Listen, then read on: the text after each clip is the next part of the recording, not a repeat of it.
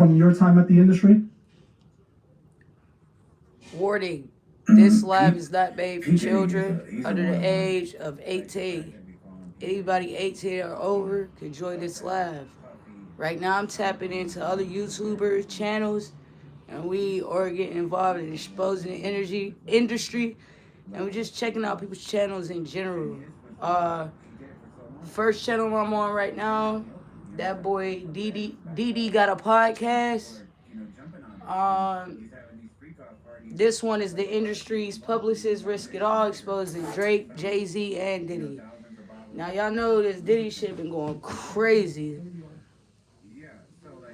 So there's a lot of this ain't no alleged though. Diddy got a podcast, got the actual publicist. So we gonna tap it. I'm gonna go ahead and start listening to what he got to say. And we're gonna jump channels, man. We streaming from YouTube. We're gonna make the best of it. Let's go. Are still behaving like Diddy. Yeah. But understand this. And I would say with what I do know for a fact, not alleged, but DJ Khaled is bisexual. And Jay-Z has also participated in bisexual activities. Would you want to say allegedly for your safety?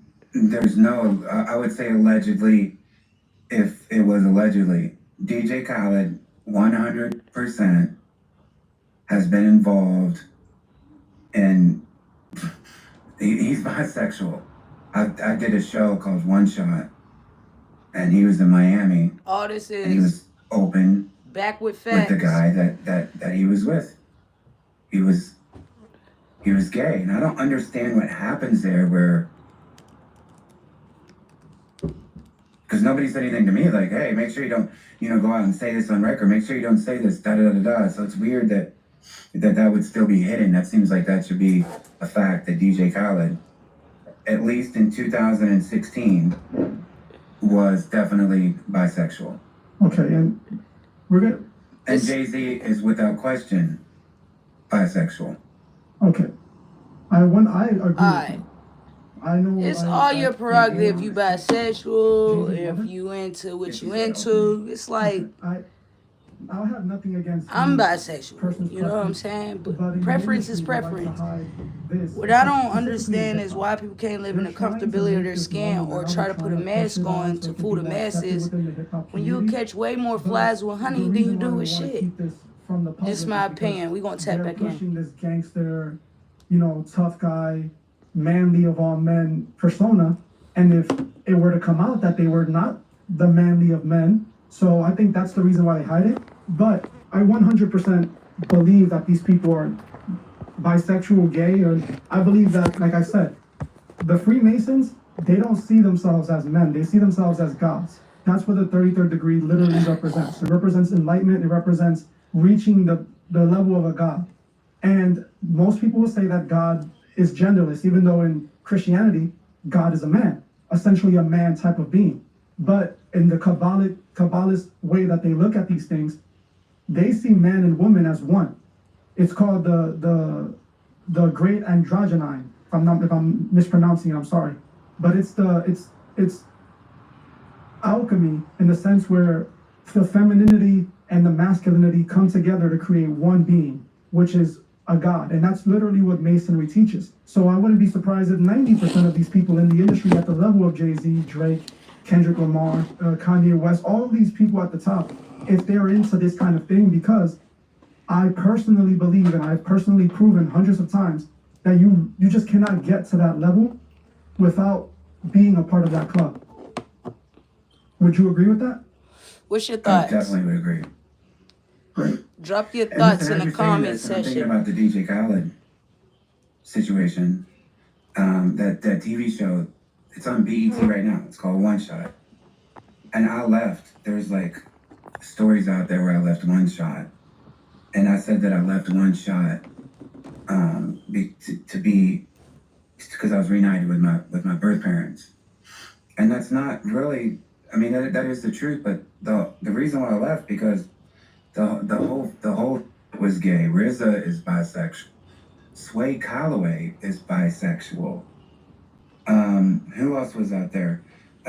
DJ Khaled was bisexual. It was like one big gay party that was all like closeted and like weird. That's why I left, because for the exact same things that you said, like people have their own preferences, people have their own beliefs. I know a lot of, Because I feel like it's an I know a lot of agenda. people, so I know a lot of, It's an you know, agenda.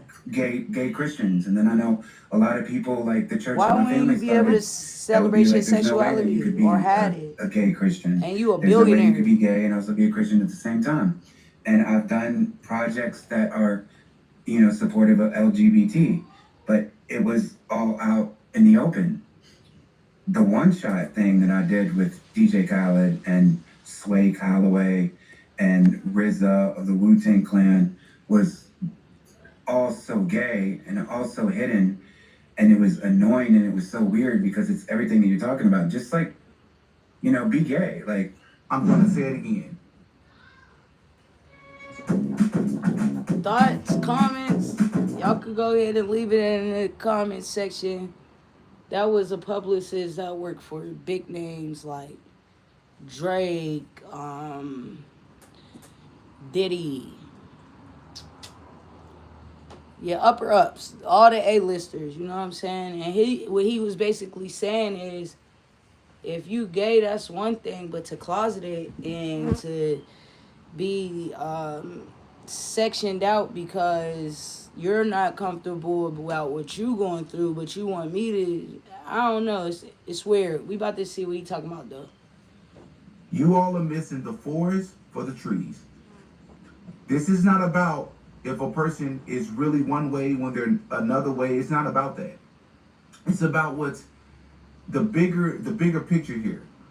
If you got a person like Drake, if you got a person like Rick Ross, DJ Khaled, who, by the way, Jonathan Hayes says in this interview, it was open information that DJ Khaled was a bisexual man. He also says that Sway Callahan from Sway in the Morning is a bisexual man. He says that RZA from the Wu-Tang Clan is a bisexual man. Man, what? He says that Jay-Z is a bisexual man. This is important to know for a few reasons. You have people in 2024 like Lil Nas X, like Frank Ocean. Talk your shit. You have, Diddy. I forget the other guy who was at Diddy got a podcast. DJ Academics earlier this year. You have openly gay men who are in the industry. You say, well, in 2024, no one cares, but they do. Because I want you to just consider something. If you have people in the industry who are actually bisexual and have participated in bisexual situations like P. Diddy, he says that P. Diddy is bisexual, which I don't think is hard for anybody, especially a lot of you, I don't want to say simple-minded, but a lot of you people who don't look into things a lot deeper than just the physical and look at it from a spiritual perspective. I think it was obvious for years that this man was bisexual, but if you're in a time where people don't care and it's acceptable, and you still choose to not be open about it publicly. I know Lil Nas X is like so like I don't like any of his music, right? But he's out there and open. And then do you want to talk about like drop a comment about Lil Nas X music, man? Is there any Lil Nas X fans as far as even the beginning? Where his beginning really worked? You see, Frank Ocean's what you're another one, mentioning, open. that you're mentioning the people that they're putting in place to try to normalize this within hip hop. Right. You see that, right? Yes. Lil Nas X, his purpose was to bring down that barrier. His purpose is to make it normal, not for the generations where you come from or the generations where I come from, because they're not going to turn. That's not going to work with them. But it's for the new generation that's emerging now. But you aren't open about it in your music, and your music don't reflect that. In fact, your music, like a Jay-Z, has notoriously reflected the street lifestyle, gangster lifestyle, tough guy, promoting drug use, disrespecting women, the whole worldly lifestyle. If you got a person like Drake, who maybe for some of you is a lot easier for you to believe that, but that's even interesting to think about, because even though Drake goes out his way to put on fingernail polish and all these different things that he's been doing, yet and still this man has never come out and said that he likes men, ever. Portrays himself to be a heterosexual man. What does that implicate? It implicates something deeper. And that's the validity, the credible argument. Drop down in the comment box what validity means. I don't know what that means. I need to know what validity is. I didn't get my vocabulary up. it implicates something a lot deeper. That's also something else they talked about in this interview. At any moment, did you see any? Do you know what the Freemasons are? Yes. Would you say that there's Freemasons involved in the music industry? Yes.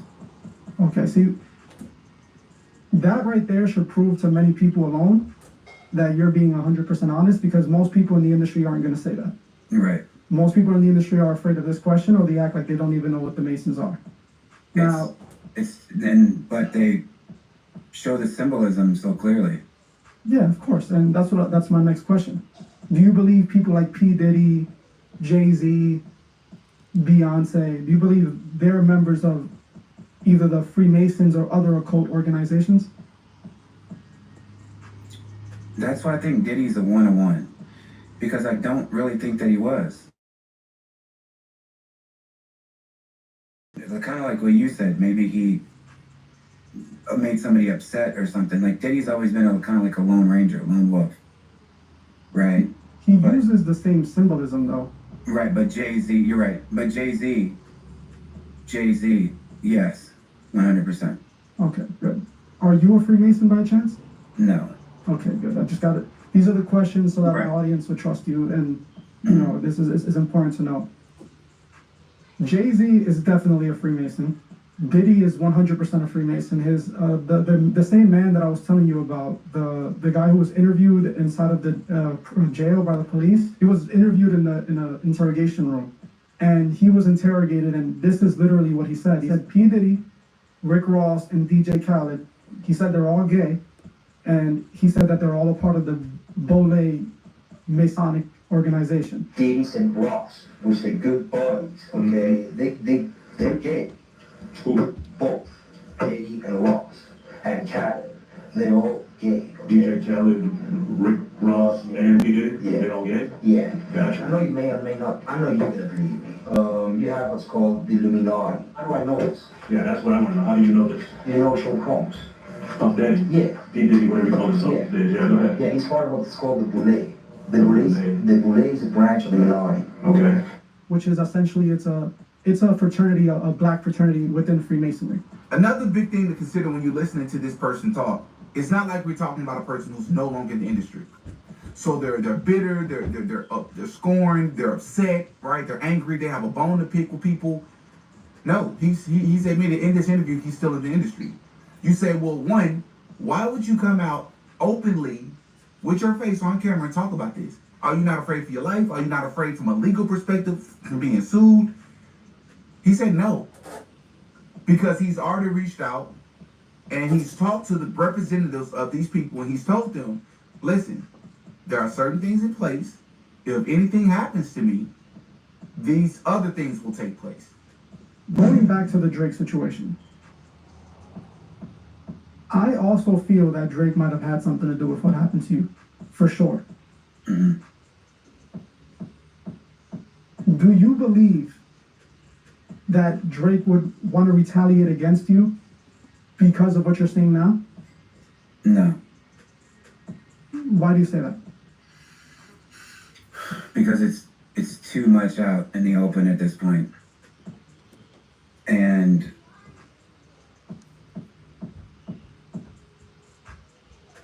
I know too much, and I've told his representatives, like, if anything were to happen,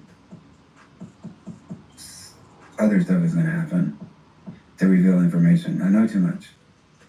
I got exposed to too much information with text messages and videos and voice notes recording and everything else that I didn't ask for any of that, information. I didn't ask for any of that stuff. So I'm not worried about Drake. I'm not worried about Jay-Z. I'm not worried about any of these people anymore.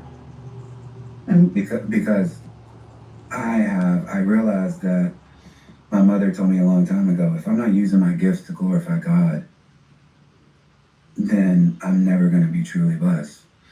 So I know that this is what I'm supposed to be doing. And this has happened organically.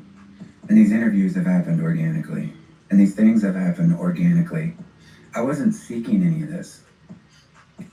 This is just happened because this is what God is pushing me to do.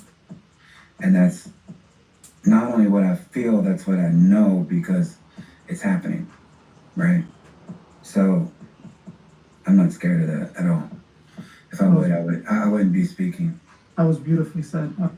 So in this interview, as groundbreaking as the things that he talks about in this interview is, he doesn't even share everything that he knows because at that point he wouldn't have leverage. He's openly said that. So that makes, not only is he credible in the sense that it's proven that he works with a lot of these people. You can easily Google it. It's proof that he's still in the industry. But now he's given a solid reason as to why he's doing this. Because it's like, you could be a double agent, bro. Right? Working for the other side while pretending to be on one side. I don't think that he is. Use your human instincts and just use your basic observation skills. You tell me, from one human being to the next, when you look at this man talk and you listen to what he's saying, you tell me if it looks like he's lying. You tell me if it sounds like he's lying. If that man don't sound sincere, nobody has ever sounded sincere. A lot of things a lot of people say in the comment section, which is something I was thinking about, was, well, if you're exposing these people on camera and they understand that if something happens to you, you have other things in place, videos and pictures and proof and voice notes to expose these people, like really expose them and expose larger things that's happening in the industry, why would you have a picture of Drake on your wall? That seems a little weird. And by little, I mean a lot weird. A person that you believe that could potentially have been behind a home invasion for exposing to Pusha T, by the way, of Saha the Prince, the artist, who is Kanye West's ghostwriter, open information. Why would you have this person on your wall? And he openly says in the interview, well, he's not even for sure if Drake's done it. But also, you got to think about it from this perspective. He is a publicist. And this is one of the biggest accomplishments in his life. Like, he worked with Drake. And he was able to contribute to a project for Drake. So I could understand just from an empathetic perspective why he would have that up. But he could also have it up as a signal to anybody who sees this interview, the right people that see this interview, that he knows what he's talking about and that he's standing on it. One of the most important parts of the interview was towards the end, when Truth Is asks Jonathan, hey, where can people find you at? Give him your social media. And instead of telling people where to find him, man, he just simply said, nah, man, follow God. That's solid, bro. Like, I don't know what he has to gain from this other than risking his livelihood, right? When you think about credibility, when you think about some of the groundbreaking information, I haven't seen the interview this year that tops that. Have you all seen this interview? Are you all familiar with this person, Jonathan Hay, Jaguar Wright, who he also did a co-interview with not too long ago? Well, did he start snitching? He better. But the only thing I'm interested in him talking about is everything he knows about Kathy Coriana White, Jay-Z's pregnant mistress, who died 24 hours after she announced that she was going public with their relationship and the baby. While he was married to him. See, I know you know what happened to Corey. Did he? You and Jay-Z. Down in Vegas in Tao with Claudia. Why don't you just talk about Kathy? That might help. Nothing an aneurysm, did he? Or are you the one who paid the same coroner that you...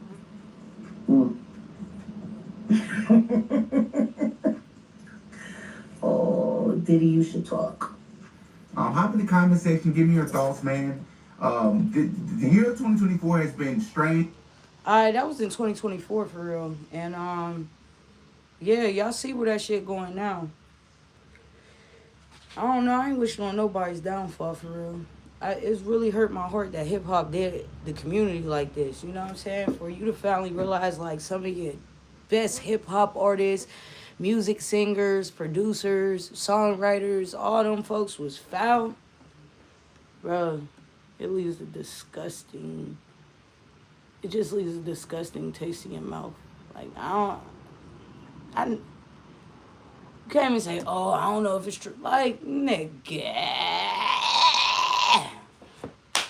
Anyway, I'm doing this motherfucker homework, man. This is really important that I get this done. Just make sure that I pass.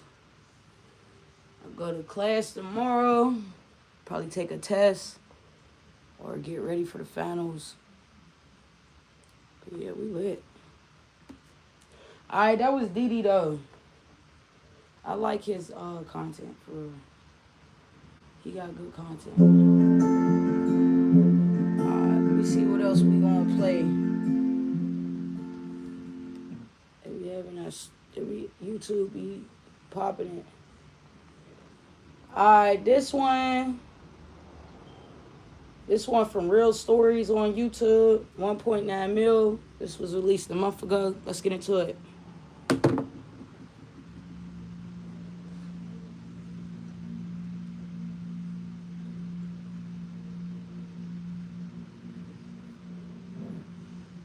You're gonna do this, and would you mind just pressing play? When you're ready. In 2024, CCTV footage emerged, making shocking international news, showing Sean Diddy Combs' then-girlfriend Cassie leaving his hotel room. I seen him in the towel like that before run out the room. No, this ain't funny. This is fucked up. God damn it, Puff. That ain't no AI either. There's a lot of AI going around. I think AI is being real pushed right now because of all the videotapes that's coming out. So a lot of people will say, oh, that's fake, that's AI, and a lot of people ain't gonna be able to decipher it. Trust me when I say that. Enraging. I'm the first one who said that on my live. I'm gonna be able to go back and say that. Let me be quiet. Listen in. Hotel room, then returns and appears to shove her in a corner. Moments later, he can be seen throwing an object in her direction. I can't believe this video remained secret for such a long time. This is from March of 2016, and we just now seeing it now in 2024? Come on, man. The video triggered a wave of new allegations, and Diddy is now facing a major federal case. A trial date has been set in the sex trafficking case of hip-hop mogul Sean Combs. Combs pleaded not guilty today to charges including racketeering, conspiracy, and sex trafficking. I was hired as a go-go dancer at Diddy's private white parties. It just left you with a bunch of trauma, and people weren't ready to hear it 20 years ago. This is a familiar story, yet another powerful man facing accusations of exploiting his position. What was your relationship like with him? Like a protector, big brother. Do you ever feel guilty for not saying anything at the time? You hear a lot of rumors in rap. If nobody pressed charges, or nobody is around to say that rumor comes from me, how do we know that it's true? But you did hear rumors. I'm still hearing rumors. How did we allow this to happen? How did we not see this? Who knew about this?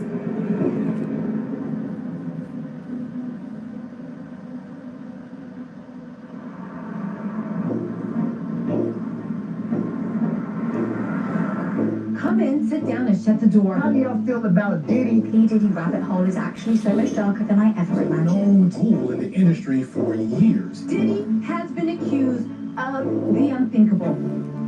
We are following a big story developing. His monstrous ass down in federal prison right now. Custody on federal charges of racketeering and sex trafficking. Sean Puffy Combs. Also known as Diddy. Puff Daddy. Puff Daddy. Diddy. P. Diddy. Puff. Puffy. Do you know why he was called Puffy? Because when he was a child, he would huff and puff. Yeah, interesting. A lot of the insiders in hip-hop who may know him on a personal level feel like it's not okay to talk about him and what's going on right now. People think that you have to keep your mouth closed. They're like, don't speak about it. But they are going to have to speak about it. Because now hundreds of alleged victims are suing Diddy for sexually violent offences in civil cases. Whereas the federal case accuses him of doing this on a huge scale and operating like a mob boss. Today I'm announcing the unsealing of a 3-count indictment, charging Sean Combs with racketeering conspiracy, sex trafficking, interstate transportation for prostitution. The reports are saying Diddy got arrested today. But But before all this happened, Sean Diddy Combs was the richest rapper of all time, with an estimated net worth of $1 billion. I'm from Harlem, New York. This is crazy right here. His influence was felt in every corner of culture. I would like to unveil Sean John collection. City got the city. Yeah. Puff was the man, and he exemplified success and black excellence. There's no expense being spared. We had a black billionaire's lunch. For Sean Puffy Combs to be a black man who was achieving the levels of success that he was, we all wanted to see him win.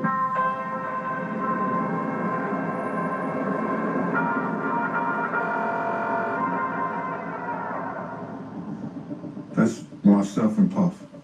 You look quite close there. I was protecting him, why wouldn't I?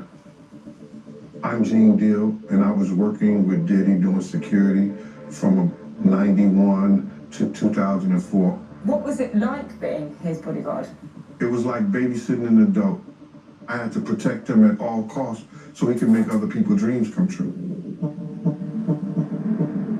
I believe I saw the Bad Boy logo before I even heard any music, because it was all around New York City. This tape that everyone in the city had, it was called Big Mac. It was like a hot commodity. The Big Mac cassette had like Flavor in Your Ear by Craig Mack. And on the other side were Juicy and Biggie's records. It was all a dream. I used to read Word Up magazine. Juicy might be the greatest underdog story. You know, of a song. Some guy that's coming up struggling, barely can feed his daughter, and now he's like this rap superstar. And that's what Bad Boy gave you all the time. That was, I think, when we first started to realize Bad Boy was this new and hot record label led by its CEO, Puff Daddy. The biggest thing about 90s hip-hop is that with Bad Boy, the music went mainstream. It was regular to sell 1 million copies, and that changed everything. We're just a strong black empire that's doing it for my race, all oppressed minorities. It's our time now. Gotta be a dreamer. When you get to Puff, it's all about luxury, making money. That was what they were selling. Everything was about name brands. In Black America, everything is about having the appearance of looking like you have more than what you really had. You want the baddest woman around you. You want the baddest woman in your arm. And one is not good enough. You want multiple women on your sleeve when you walk in because you want to give that impression of being a player. It was an amazing time to be in the center of media while hip-hop was at its greatest power. It was a very glamorous time. We were constantly getting our photo taken. But those of us who were ambitious understood that those men needed to look at us as if they could have us even when they couldn't. And so we felt as if we had to toe a very challenging line in order to maintain our professionalism, you know. You also saw the rise of a lot of sex threaded throughout the lyrics. I need you to dance, I need you to strip, I need you to shake your little ass and hips. Let's go. I need you to grind like you're working for tips and give me what I need. There's a lot of bitches and hoes and a lot of things that really disrespected women in general, but disproportionately black women. Man, women wanting the boat, Sean Combs. They were called video vixens, women who were in the videos as props. Throw it right back. And tell me, did he, yeah, I like it like that. They were highly sexualized and highly objectified and kind of there to prop up the masculinity of whoever the artist was being featured in the video. I think that because sexual harassments were so normalized during that period of time, it really enabled the culture where women weren't going to come forward. Puffy amassed a huge fortune, and that fortune was largely centered around Biggie. Biggie became the mainstay of the label. I think my favorite song about Biggie ever was Warning, because it was very descriptive. Biggie had wordplay that was unparalleled. He said a lot, but saying a little. One day, we were in Cincinnati. The Notorious Big got on the stage. He said, "Who the fuck is this? Paging me at 5:46 in the morning." And the crowd just said, And I felt this energy from the crowd and everything. It hit me so hard. And I was like, damn, he's a star. 24-year-old Notorious B.I.G. was gunned down in Los Angeles early this morning. Rapper Notorious B.I.G. had just gotten into the Chevy Suburban when someone drove by and opened fire. The rapper's driver raced to Cedars-Sinai Medical Center, where the 24-year-old was pronounced dead. Puffy was with Biggie when he was killed. This was his #1 artist and someone he referred to as his best friend. There was an opportunity there for him to mourn in front of the world and capitalize off of it. And he did that. It's like I feel empty inside without you being here. Right? He released I'll Be Missing You. He took the string sample and made one of the biggest songs in the world.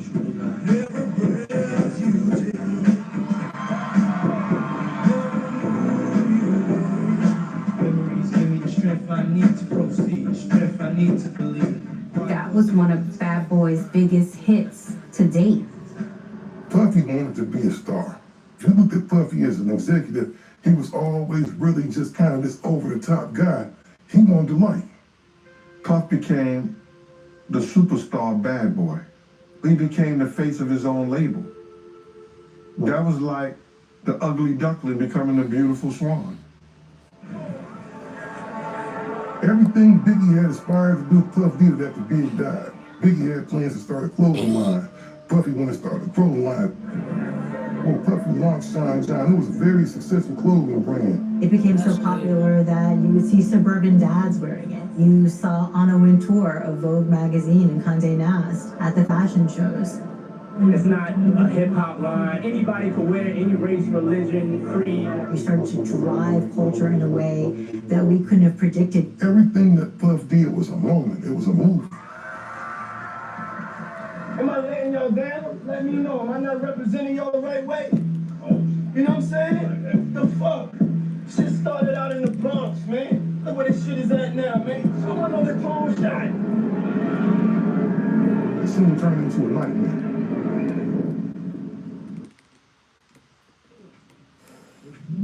Refresh the everyday with Mentos Chewy Mints. Yes to fresh. A lot of things happened I wish I could take back. But I think we can agree that my biggest mistake was that I cared too much. Actually, the biggest mistake you made was murdering 4 people and a dog. We're being hunted by a robot named Amelia. We need Megan to stop her. Well, look who came out to play. There's only room for one killer robot here. That Megan look crazy. Can't help it if I'm popping, see them watching. It's outrageous how this way.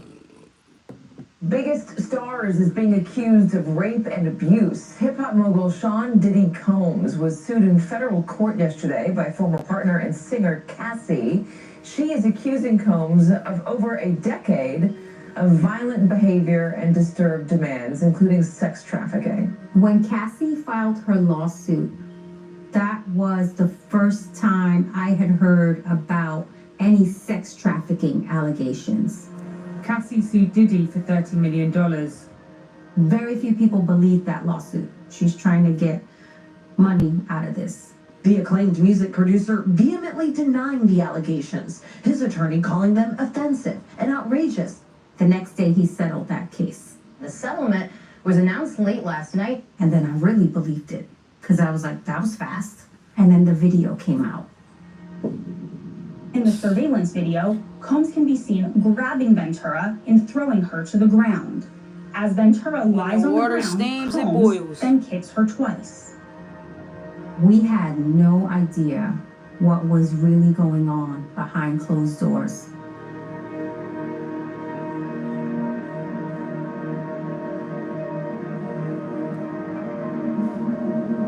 Diddy tried to do the apology like Travis Scott.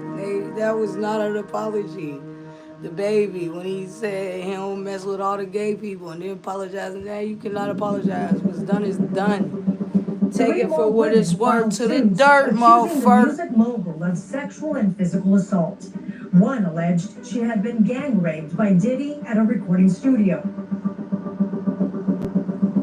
I think that Cassie very bravely opened the door, and now you have a lot of women who feel empowered to share their stories. It looks like it's not just rumors anymore. His abuse of Cassie was an open secret. It makes me think about those Kim Porter rumors.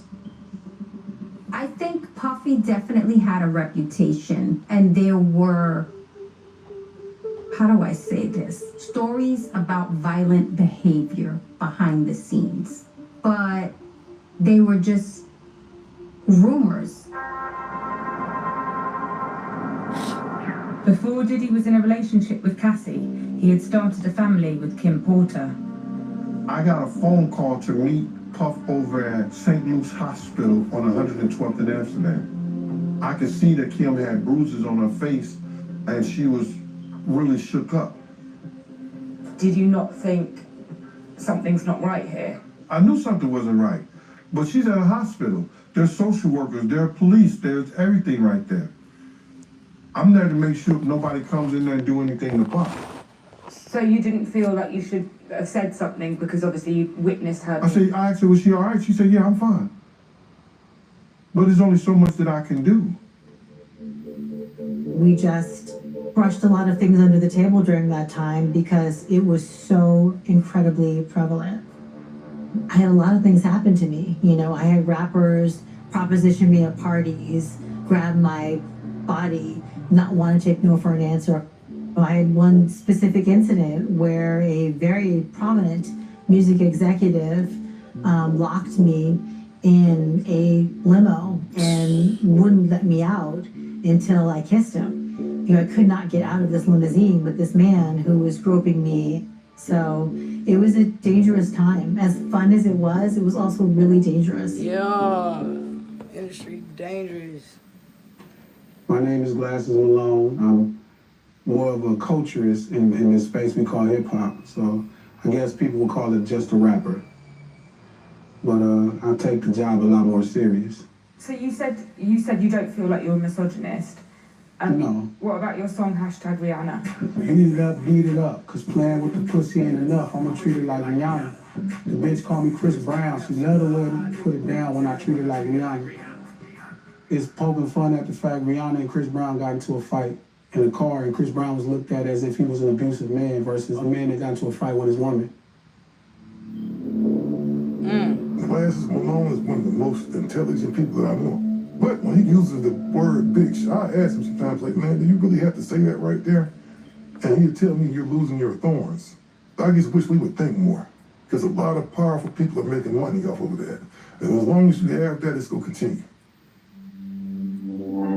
My name is Cassidy West. I'm an attorney who works for a firm that represents 300 survivors against Sean Combs. When the Cassie Brock came out, it kind of spiked my attention, and so that sparked us doing the sexual assault hotline. We had 25,000 calls that came in. We continued to vet. From those, we felt that there was 40 complaints that absolutely fit, which have been filed. Many of the allegations now surfacing point to a time when Diddy was at the top of his game. I started working with Puffy in the early 2000s. I knew absolutely nothing about Diddy. I don't know a single Diddy song, but I think that's one of the reasons he liked me. He wasn't interested in getting more successful in that world. He wanted to cross over. So he wanted somebody who watched the Today Show. We have to say hello to Sean Diddy Combs, as you see there. He's produced big name artists, recorded platinum albums. You are the man. 20 years ago, there was very few people of color that white people in the elite mainstream media felt comfortable with. Diddy was one of those people. He used to say to me after we did meetings where everybody in the room was white, they like me because I'm safe. And let me be really clear, that's what he thought. That wasn't necessarily my opinion. It was his. Did he even play to this in one of his most memorable videos?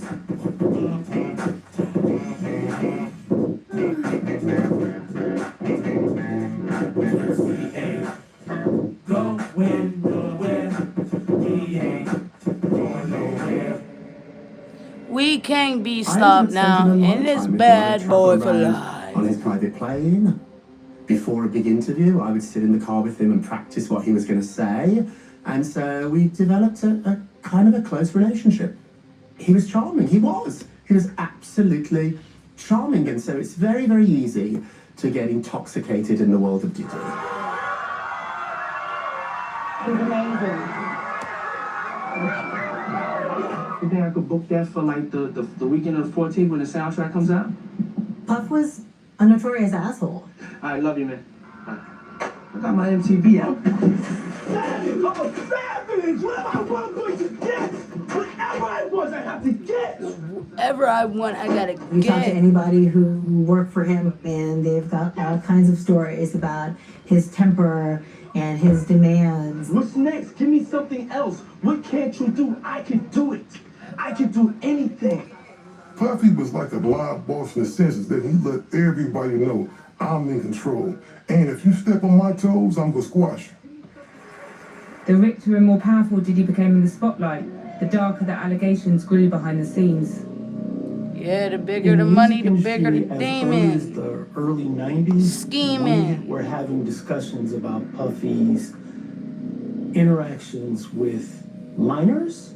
Things were different before social media.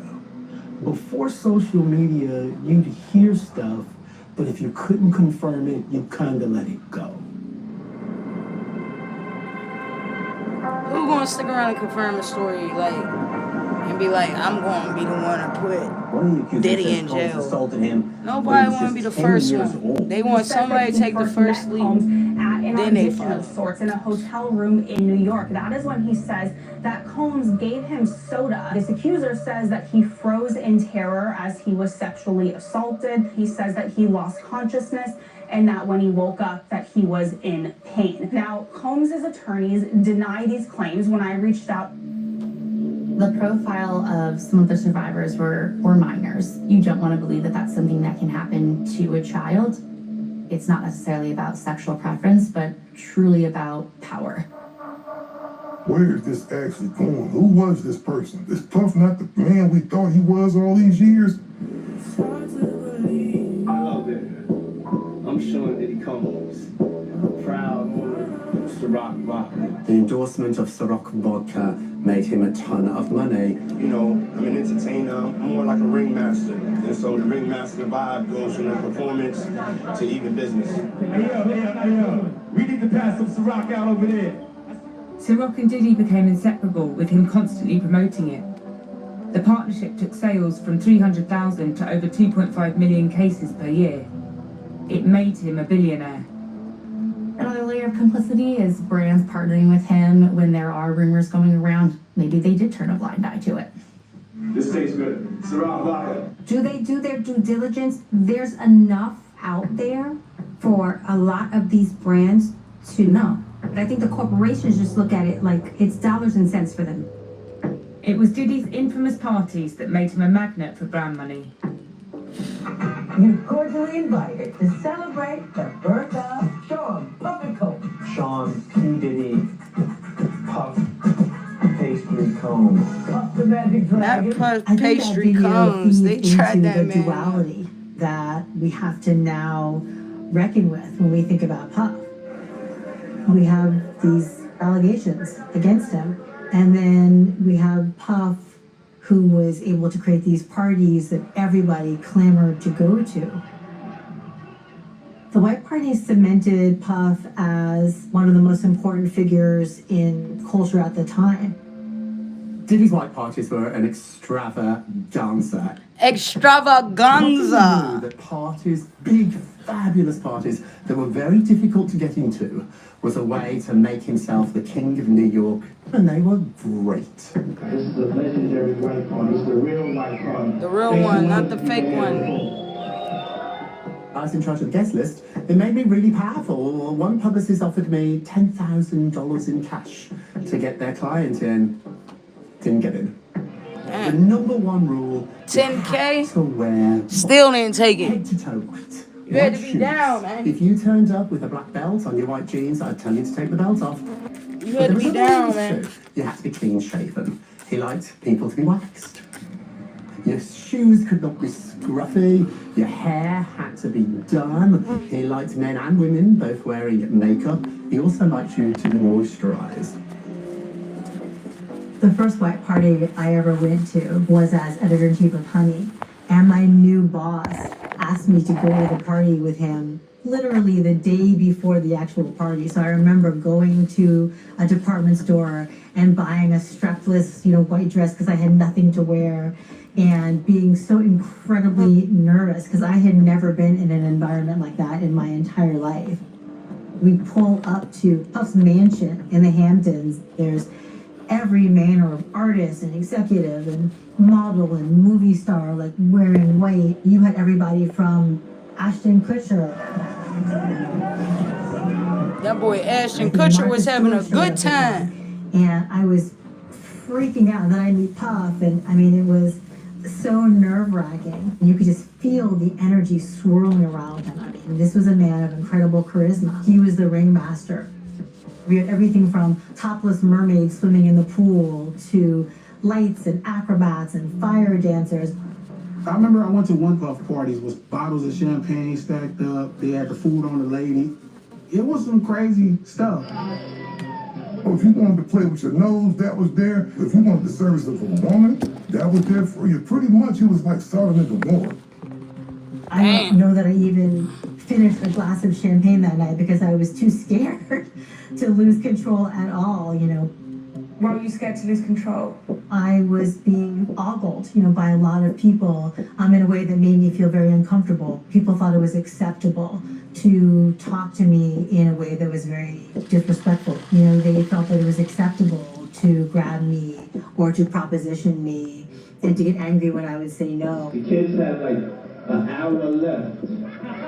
So get extra comfortable, kids, because after that, y'all gotta go. It's a wrap for y'all, because this thing turns into something that when y'all get older, y'all don't want to come to. Okay? There was a sort of a undercurrent of danger, and I just remember feeling as if I wanted to keep my wits about me at all times. My name is Adria Cherie Marcy English, and I was hired in the early 2000s to be a go-go dancer at Diddy's private white parties. She trying to sound so professional. Now people are open to hearing what has happened to me. People weren't ready to hear it 20 years ago. They don't be.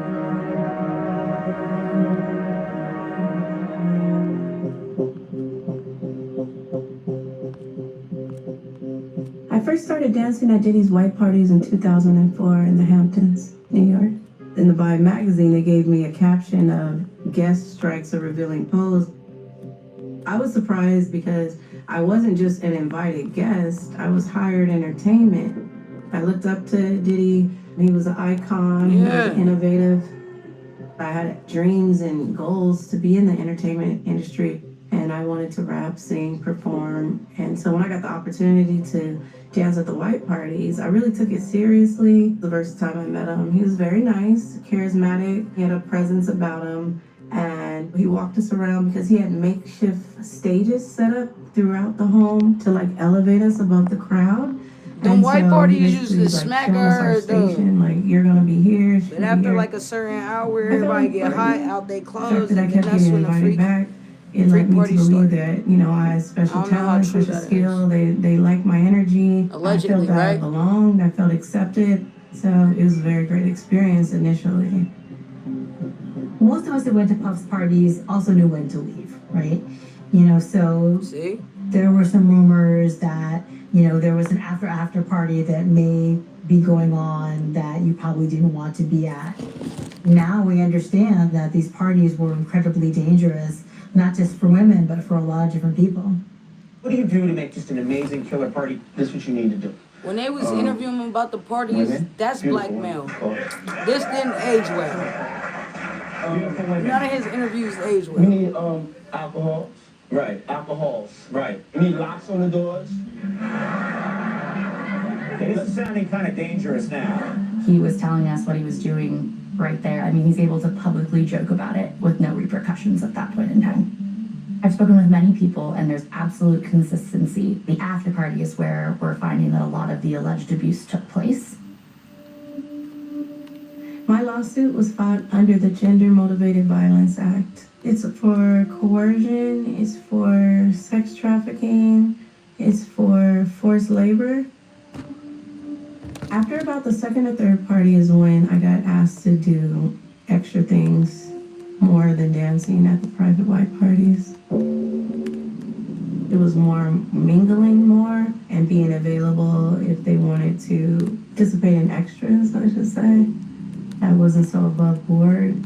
When you said that they started asking you to participate in extras, what do you mean? He would bring me to people mingling. He would sit me with certain people and for me to entertain them. There were private areas and private rooms of the house that, you know, I had to walk Can you people elaborate? to. And then, you know, I was like, I believe drugged.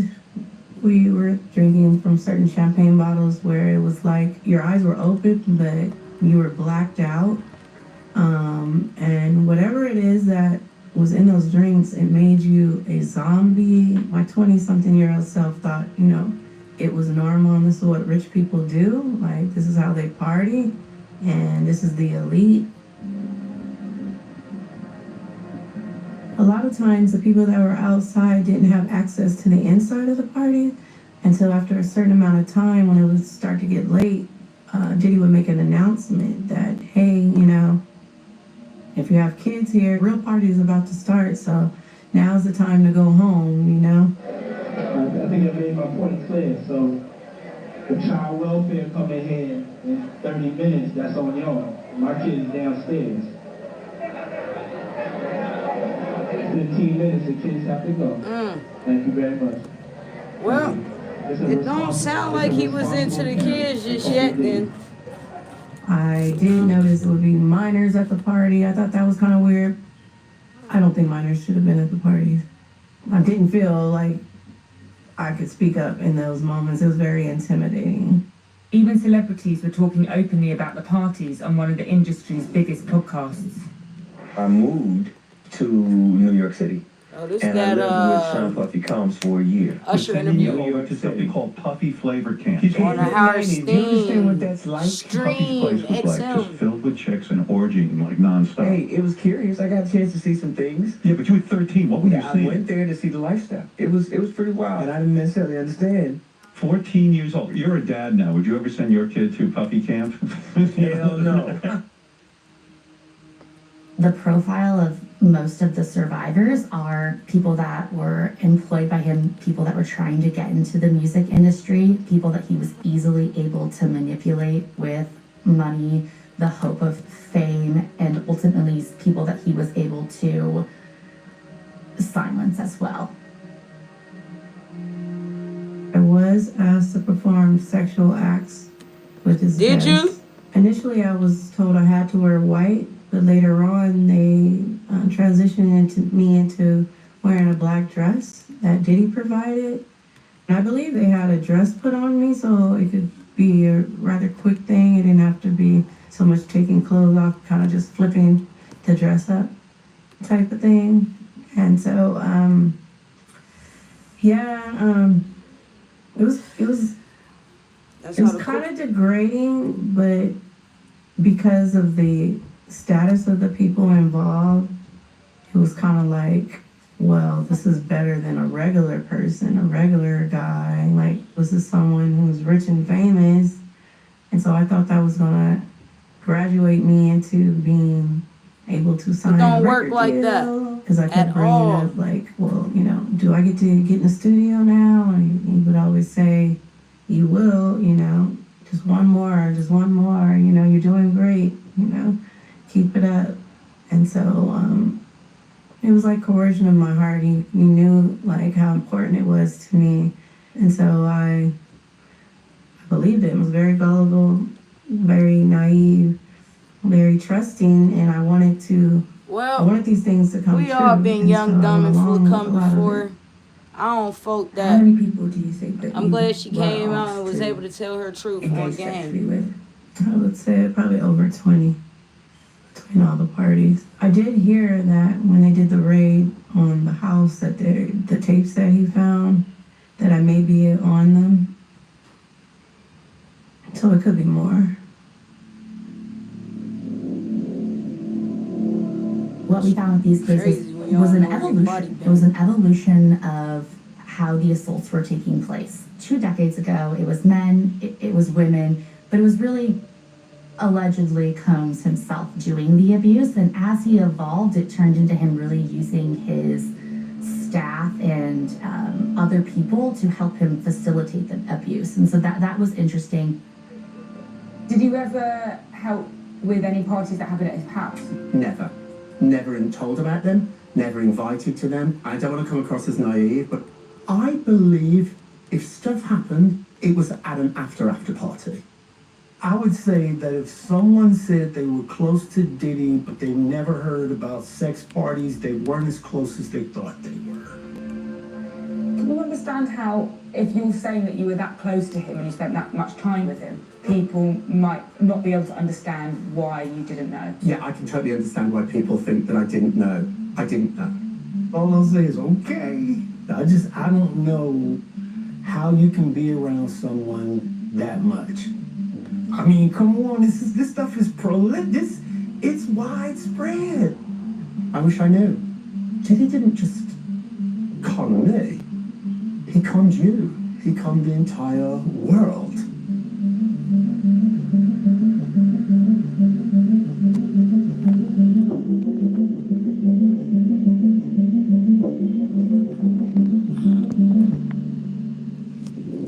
This is why being a scientist is so important. Breaking news, federal agents raiding 2 homes belonging to music mogul Sean Diddy Combs. The shocking moments now moving the music industry to center stage. Search warrant activities at both of Combs' homes are related to an ongoing sex trafficking investigation.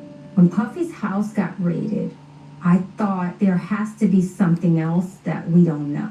It was uncomfortable, I think, in hip-hop. Earlier tonight, we saw them carrying a cardboard box as well as several bags from the second story of this 11,000 square foot property here in Miami Beach. Agents found multiple firearms during those raids, including 3 defaced AR-15 rifles. They also uncovered videos of elaborately produced sex performances, narcotics, and more than 1,000 bottles of baby oil and lubricant.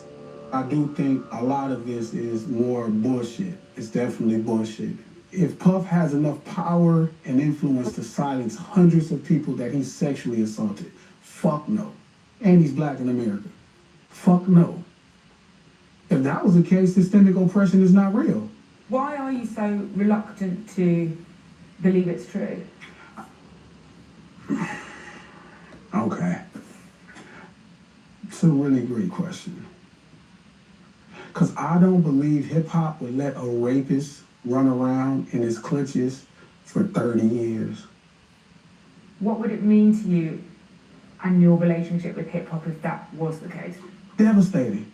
To realize that everybody that grew up in the streets is okay with this, or everybody that came up in his business is okay with that, it'd be devastating.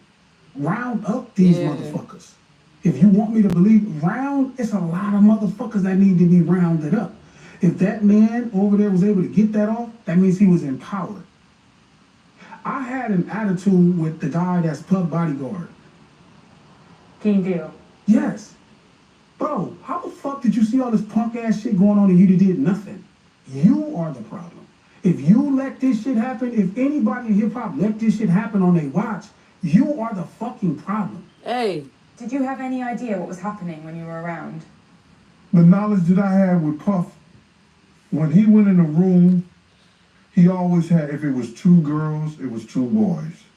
You understand what I'm saying? And, you know, I had to secure the outside of the room and make sure nobody bothered them when they doing grown folk shit. So what was happening in those rooms? Whatever he want to happen. I don't know.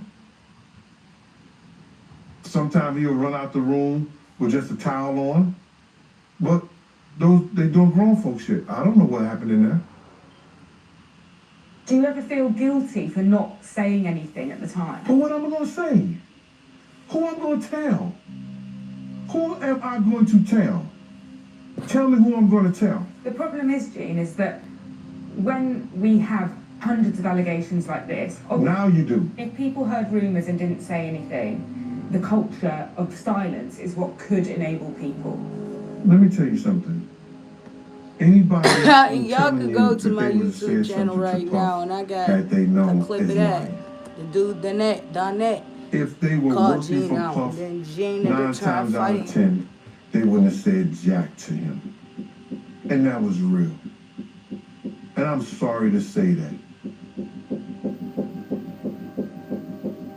And do you think Gene should have said something? I think Gene was in a very precarious position. He's fueling your livelihood. He's helping you feed your family. So the last thing you kind of want to do is get this guy pissed off. Appearing in this documentary is going to help me realize that what part did I play in this? You know, like, because you made me think, you know, when I asked Kim, was she all right? And she said, I'm good. That's what I wanted to hear. You understand? You know, sometimes I don't know, dig Jane. in. Nah, you're not good. Why you got that bruise on your face? Yo, did you bruise her face, bro? What's going on? You know what I'm saying? Go the step further. So, I learned something today. The federal charges against Diddy refer to a network of people enabling his alleged crimes. Combs Enterprise operated in the Southern District of New York and elsewhere. Diddy was the leader of the enterprise. I like the her. network of people She's a media outlet. consisted of individuals employed by and associated with Combs businesses, including security staff, household staff, personal assistants, and other close associates. A year ago, Sean Combs stood in Times Square and was handed a key to New York City. Today, he's been indicted and will face justice in the Southern District of New York. Whilst Diddy prepares to fight it out in court, denying all charges, there is still a question of why these allegations remained hidden for so long. Why do you think that no one said anything for so long who were around him? I think there was some collective guilt around feeling complicit in what happened. You know, even those of us who were not part of his inner circle, we benefited, you know, from some of what the culture had to offer. That's keeping it The last thing I real. want to do is believe something that's bad about another black man, right? Because that kind of makes us all look a certain way. And people start associating one with the other. They start saying, oh, you work in the hip-hop industry. You must be one of those guys. And all of us are quite different. Everybody has their own identity. Everybody has their own... Yeah, but everybody sat around and watched certain stuff. You can't take When that everyone back. said, clutch their pearls. How did we let this happen? No, we let it happen. You heard about it. Part of the blame falls on even, you know, myself included, media, because people want to protect their jobs, right? That's a fact. After I left New York and stopped working for Diddy and doing his white parties, I believed that Diddy blackballed me from the industry. No one believed me back then, and so I decided to just deal with it internally and self-medicate with alcohol. Have you told your story before? Yes, but when I was doing the interviews on YouTube, I was still drinking. I've since gone to rehab and completed over 120 days of rehabilitation. I want to apologize publicly. I do want to apologize to my family for bringing that, you know, shame. That's alright. Ain't no shame. Deep down, I wanted to be famous, and I believed that it was going to be a way for me to, if I could do it all over again. I would have rather been a regular worker working at Walmart, for example, and never meet a celebrity in my life if I knew it was going to bring this kind of pain to myself and my family. Walmart ain't it. You know, after 25 years, there are still so few of us who are willing to hold the music industry and an urban culture accountable. And I think that speaks volumes. There are a lot of women who did not make it out unscathed. There are a lot of women who didn't make it out at all. You know, there are women who became addicted to drugs. There are women who committed suicide. And it was devastating to watch, you know. As much fun as we were having, as much as we were dancing to these misogynistic lyrics, there were women whose lives were forever impacted by the culture. Hip hop is not guilty of that, it's the world. And this has been going on since the beginning of time. Women have been objectified. Is it bad? Yes, it is. Yes, indeed. How do you feel at the end of this interview? Do you feel differently to how you did at the beginning? I feel worse. Like, if this is what's happening, I could not believe this world exists this close to me. I hope you haven't depressed you too much. Very much, very much. Very much depressed right now. It's all good. People, as long as they ravish the fact that somebody making them laugh, or they loving the music, they like the way they run up and down the court, they like the way they catch a football, they're gonna allow people in power to continue what they're doing to the less unfortunate that has a story to tell. They're gonna continue to do it. Everybody's not lying. But if people could just say, what if people are telling the truth? Right. What if they're telling the truth? That's scary. And it's a problem that needs to stop. Because if we're not all lying and we're telling the truth, it has to stop.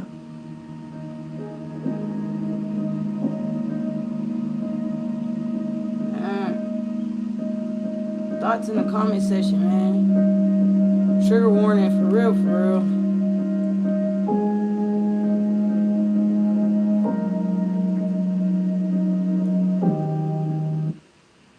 Yeah, so we just watched, whose channel is this? Real Stories. This is Real Stories on YouTube. This was the whole Diddy trial case involvement. And it was definitely cringe. All my kids would cringe at me just saying that. I'm about to find another video. I've been learning a lot. Sometimes you gotta do your own research. And not saying everything is true on YouTube. It's not what I'm here to say, people. I'm just here to say, like, yeah, do your research. Get your own discernment. Find your own truth in it. But don't be blind to something that's right in front of you.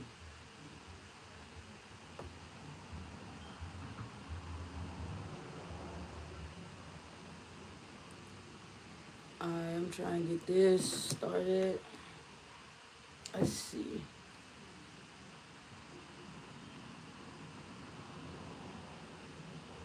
So, I've been going down the rabbit hole of the whole, who is it?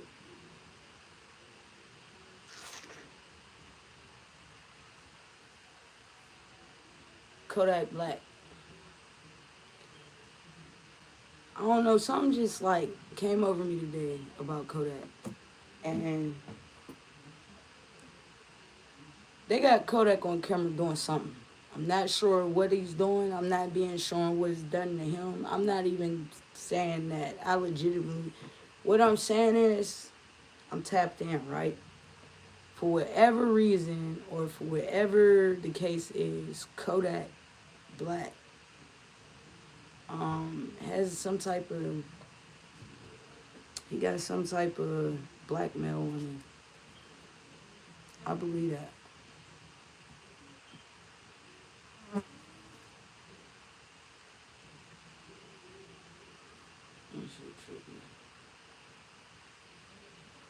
My shit glitching. Did I fail to mention? Better pay attention. You know I bring that tension.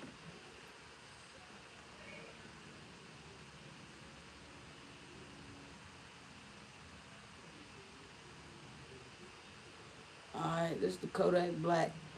Black was the hottest new rapper from Florida. He had it all: the raw talent, buzz in the streets, and chart-topping hits to put him on every fan's radar. He wasn't just buzzing on SoundCloud, he was getting co-signs from massive names like Drake. Which should have led to an easy route to becoming hip-hop's next big thing. However, instead of fulfilling his potential, Kodak had other plans, and decided to throw it all away. From slowly letting addiction take over his life, I missed it. Nobody notified me. Yo, the way Kodak crashing out, man. getting into all sorts Let me of tell you legal trouble. something. Kodak fresh to death. That's one of the freshest guys throughout his whole addiction. And I'm just a kid, genuine. and this is how Kodak Sometimes. Black lost 99% of his fans. Hold So up. did Kodak Let me learn his put this lesson on and finally... pause real quick, because I'm just going down the list watching these videos on YouTube. And let me shout out this YouTuber. It's Rish Vesh Fash 1R. I'm gonna just do that again. That's RISHAVFASH1R. How Kodak Black lost 83% of his audience. Now, to be honest, I don't think Kodak lost a motherfucking thing. And that's just me being honest, right? But a lot of people will swear up and down, but the man dude has some type, he got some type of leverage on him, because he just crashing out. Man was in Atlanta, Georgia, downtown Atlanta, by the west side, man, eating ribs, chicken, and some more shit on the goddamn ground. Yeah, shit's spooky out here for real.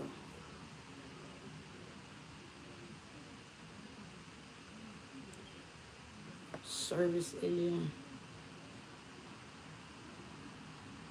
Wish like a push a little bit, but alright. Go ahead and drop y'all thoughts in that. I put up a poll too about the Diddy situation. I'm in that poll in a minute, and then we gonna go to Kodak. Tap in, man. Say something when you come. We watching exposing videos. This is the coolest place in my house, so this is what y'all got. Y'all got the basement's point of view right now.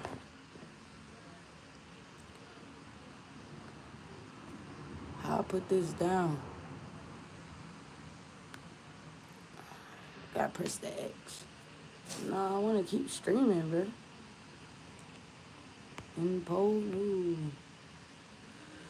Alright, I think I'm good.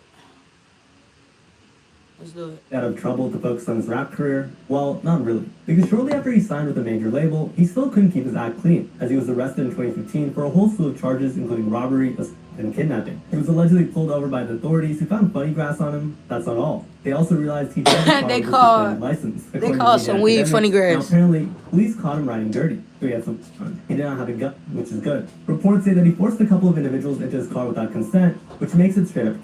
And a few days after he was arrested, he tweeted, "If I could change, I swear I would. I tried everything, but I'm just up to no good." And in true Kodak fashion, he'd be arrested a couple months after for drug possession once again. This time, he was found with 2 pounds of marijuana. Now, getting arrested back-to-back in the span of 3 months is wild, but his next case is even more disturbing. In February of 2016, Kodak Black was... Hold on, we're gonna go back.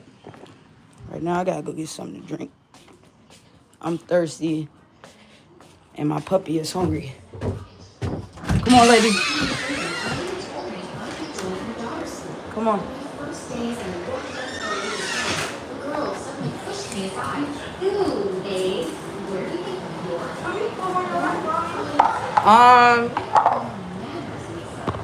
People tapping in and tapping out.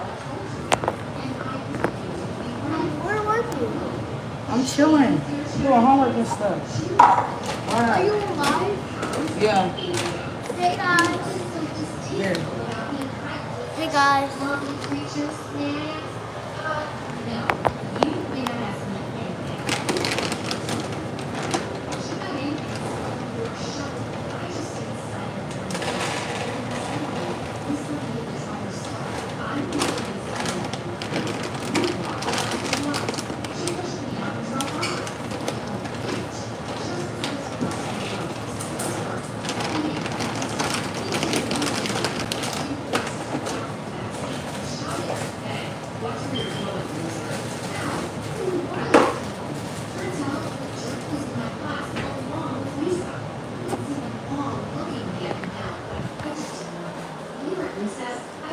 home, well, thirsty. I don't think I introduced myself before.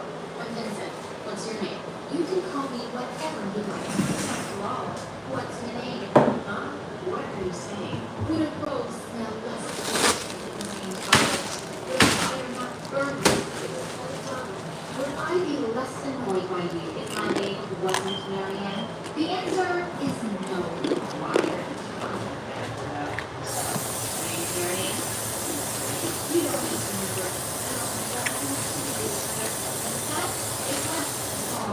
Or Vincent. How's it feel if you were just by a girl? Oh, please. When all those fails, drink water. I'm streaming today. I gotta put my phone on the charger.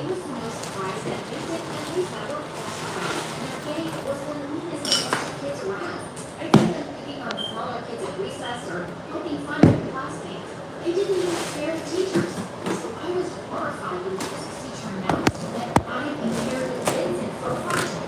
But he looked delighted. I tried ignoring him and was reading the science book to figure out something when suddenly he snatched it from me.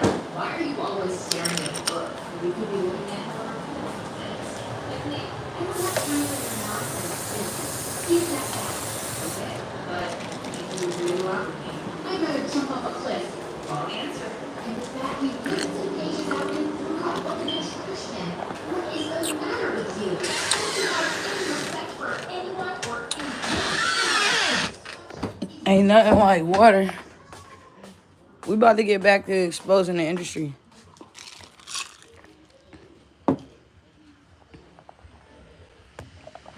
Alright. Don't come down here. Don't come down here. Don't come down here. Don't come down here.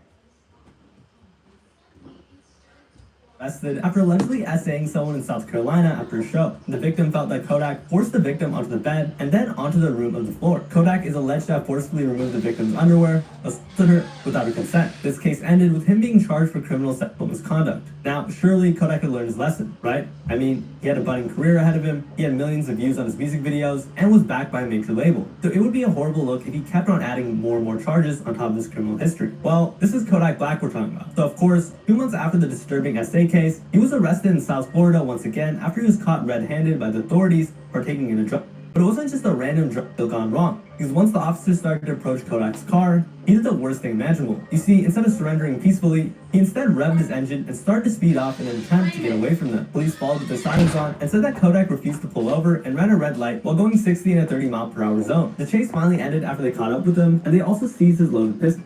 And just a month later, he faced more problems yet again. That's right, it only took him a month to face legal issues once more after he was arrested in Broward County in connection with open warrants related to his previous charges. However, these legal battles and criminal charges didn't stop him from appearing on the stacked XXL 2016 freshman class, which boosted his popularity even more, especially after he was placed in the same cipher as Lil Uzi, Denzel Curry, 21 Savage, and Lil Yachty. Fast forward to August of 2016, and Kodak Black was only given 1 year of house arrest and 5 years of probation for his long list of crimes, which is wild. 3 months later, he was extradited to South Carolina to face the disturbing sexual assault charges against him. He later posted a $100,000 bond and immediately was sent home. So, at least he was somewhat able to keep his freedom. And surely this experience would be enough to stop him from committing further crimes. And at this point, all he had to do was keep himself out of trouble and let the court run its natural course. However, in February of 2017, he chose to voluntarily violate his house arrest as he assaulted a female bartender at a club in Miami. But that wasn't That's the a only lie, time bro. It's like, there was no. one more blatant violation I don't caught be on camera believing in front nothing of no hundreds more. of thousands of viewers. Especially if you gonna try, like, Adrian Broner to the ring before I his don't fight. know. Ain't nobody never came in and said Kodak disrespected me ever. Now name a time when that shit happened. Y'all won't, because y'all can't.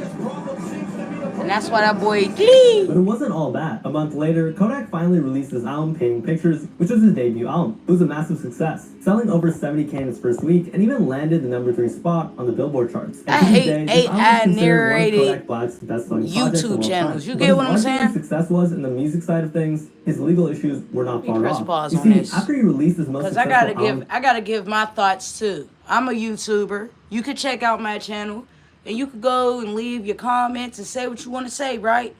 But I hate AI generated YouTubers. They're not real. When it sound like this, Kodak was accused of disrupting an anger management session by grabbing his Whose voice is that?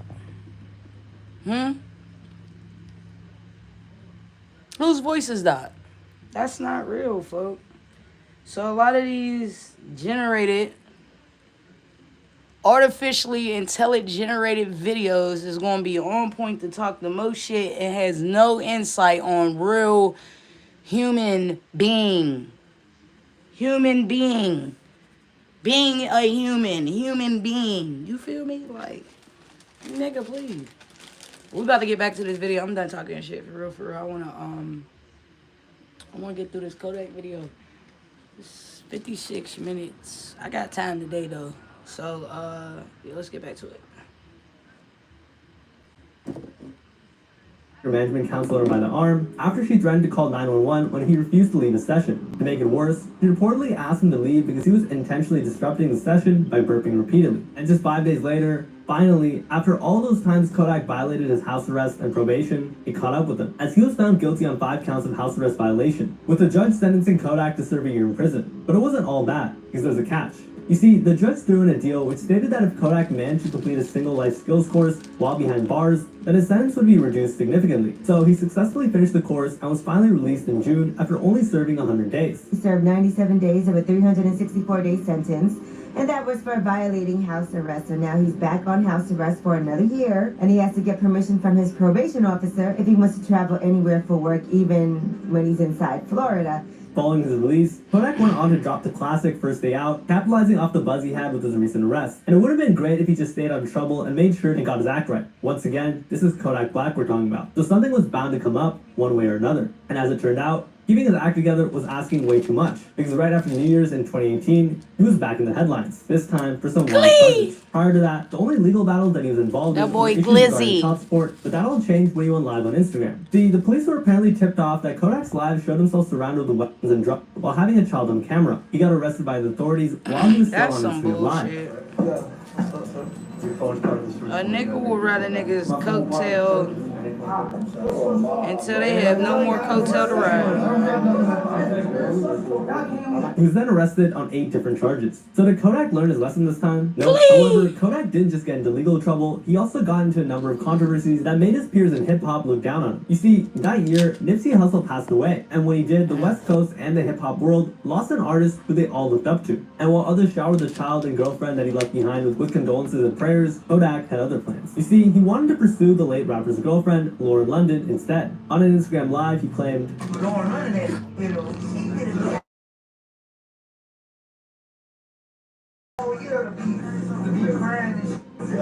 one of Kodak's friends even told him it was too soon to start saying that. However, Kodak didn't seem to think so, as he went on and added, I ain't trying to shoot out.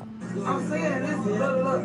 No, she could do 3 years, but I just try to be that. I try to be like, if you need a friend to holler or something, you know, you could call my line. but shooting a shot at Lauren London was too far. And after he received backlash from Nipsey and hip-hop fans alike, Kodak uploaded another video addressing it. And here's what he said. Yeah, I said what I said. You expect her to be single forever? I said give her a year to breathe and cry. Hell yeah, is she a bad? He later added, any one of y'all, if she tried to holler at anybody, y'all ain't finna be like, no, I can't do it because of Nipsey. And as you can imagine, other rappers in the industry did not react kindly to Kodak's blatant disrespect. For example, The Game said this. This shit go for Kodak Black and any other nigga disrespecting my name, his legacy, his family. Keep my name out your mouth, nigga. He also mentioned that sound Kodak like a shouldn't be Will mentioning Lauren Smith at all skit, and should have kept didn't his mouth shut. Keep his girl's name out your mouth, nigga. The fuck wrong with you, new? No respect having that, man. This new generation, y'all in the head. And you could clearly tell how angry The Game was at Kodak. And it wasn't just The Game who felt some type of way at Kodak's disrespectful comments. T.I. also had a few words to say to him. Hey, Kodak Black, you got a pocket, man. Fix that shit. Quickly. Expedition. You got a pocket, man. He also told him that he needed to get his act together. Ain't nobody else gonna say it. Say it to you, nigga. If I see you, I'm saying it. You got a pocket, nigga. Get your stuff together. Yeah, that was a little too soon, but hey. What's wrong with you, man? Listen, he could never compare to Nipsey. That's number one. None of that shit even matter. That's the... Yeah. You look like you out here clout chasing.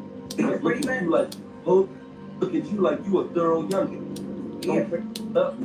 But while some of these rappers kept it respectful and tried to lecture Kodak from a place of respect, others didn't mince their words and straight up made fun of him. Who is you, cuz? Don't be speaking on my homeboy. You gonna get up out here, you stupid boy. Little young test tube baby. So how did Kodak Black react after a slew of rappers called him out for disrespecting Lauren London and Nipsey Hussle? Well, he took to Instagram Live again and gave a half-hearted apology. If I disrespected you, Lauren London, in any shape or form, I'm sorry. Even though I didn't. And rest in peace to Dude. Y'all already know what I said. He even revealed that Nipsey told him to do more for his community back when he was alive. I said Dude encouraged me for the community. But anyhow, my bad. He later addressed the fans and individuals that tried to use the controversy as a way to stun him on the internet by saying, But for all you other people like trying to fake act like y'all love one me on the internet or checking me on the internet, that's how you feel, bro. That's how y'all want to feel. After that, he informed them where his location was and to go talk to him if they had a problem with what he said. And I ain't gonna lie. I forgot Kodak said that. I forgot he said all that shit.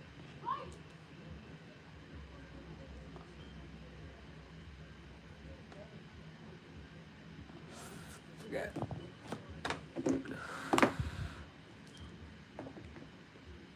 Full report, like I'm in Georgia right now. Tomorrow I'll be in Norfolk, Virginia, like wherever y'all see me. That's how y'all feel. Don't try to little boy me on no internet like on hit my line. Rest in peace with Dude. If I disrespect you, in any way, no, I didn't. My bad. Lady, let's go. My bad. So, disrespecting a beloved rapper's girlfriend after their death is wild, and if Kodak wasn't already blackballed by other rappers beforehand, this might have been the final nail in the coffin. He was dissed by OGs like T.I. and many West Coast rappers like The Game as well. But they weren't the only ones who felt some type of way, because the majority of fans also made fun of Kodak for the disrespect, writing comments such as, now I want to see a video of someone slapping Kodak Black around, as well as, damn Kodak, you done made a lot of enemies, bro, how are you going to come back from this? But fan backlash was the least of Kodak's concerns, as his comments also led to radio stations like Power 106 to stop airing his music outright. A DJ over at the station had this to say, we stand with the family of Nipsey Hussle and are appalled by the disrespectful and poor comments made by Kodak. But you know when you stand up, it starts like, boom. Boom again. Yeah. So it's boom, boom, boom right now. So it's good. You like this?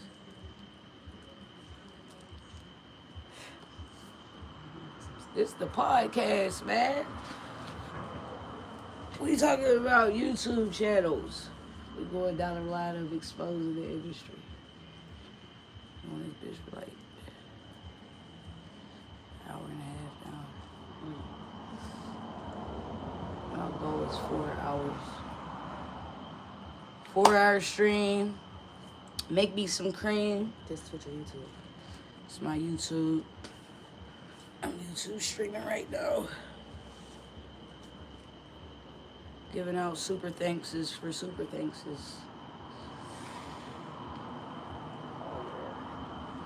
Lady out there just... Is she? Yeah, she right there in that yard. You see her? Come on. Yeah.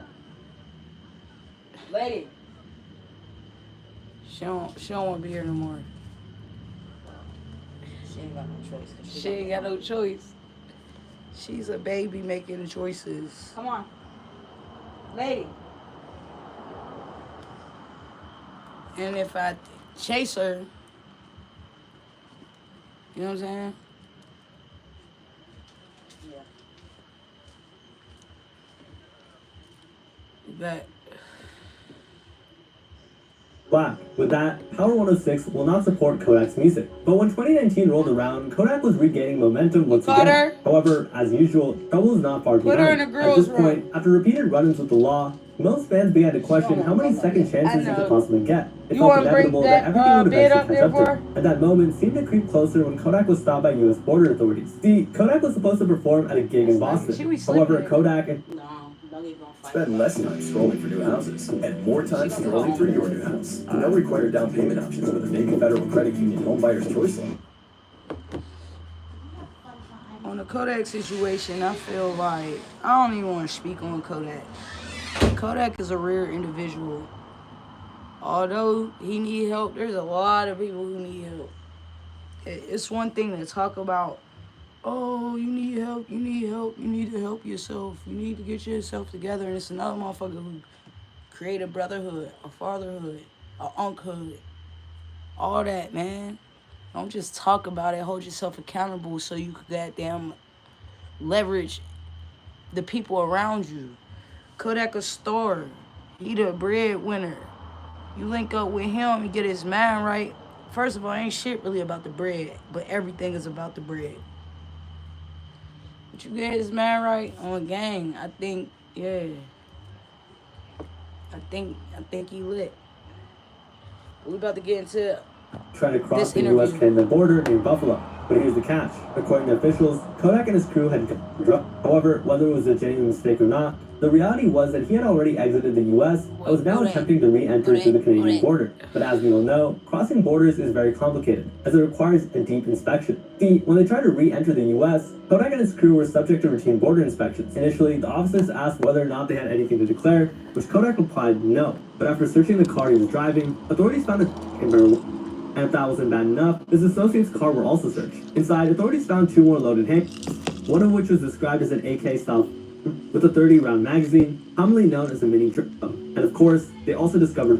And with the discovery of drugs, the agents had no choice but to arrest Kodak and the other 3. He was taken to Niagara County Jail, where he was charged with third-degree criminal possession of a weapon and unlawful possession of marijuana. He still had loads of cash, so he quickly paid the $20,000 in bond and walked out of the facility. However, if Kodak thought he was in the clear, he was hugely mistaken. See, this arrest only placed him in the eyes of the federal authorities. Just a week after, Kodak would get into trouble again. While performing a show in Washington, D.C., the FBI raided one of Kodak's tour buses parked outside the venue. Feds out here, Washington, D.C., Kodak Black, all this. The FBI and Metropolitan Police searched the vehicle and found once again. Kodak's entourage was detained, but Kodak himself avoided getting arrested. On the other hand, one of his reps told TMZ Kodak was 100% not arrested. He is en route to NYC for a sold-out show tomorrow night at United Palace. On the other hand, his attorney released a statement claiming that all the charges were dismissed and that Kodak had never even traveled on the bus. All of the charges relating to the DC search have been dropped, with Kodak's team denying that he had ever travelled on that tour bus and denying that they had ever had knowledge of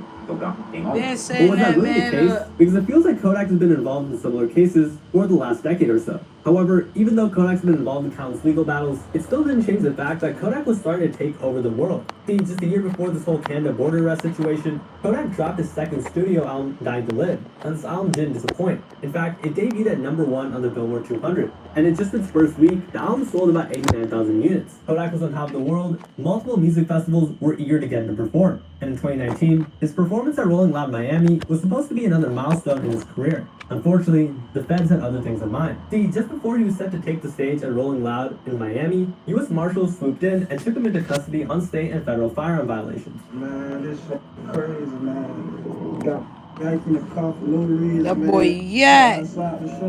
Unfortunately for Kodak, this arrest wasn't his typical gun possession case. In fact, the case was far more complex, since the investigation showed that he allegedly lied on his paperwork when he was trying to purchase multiple guns. See, by federal law, convicted felons are not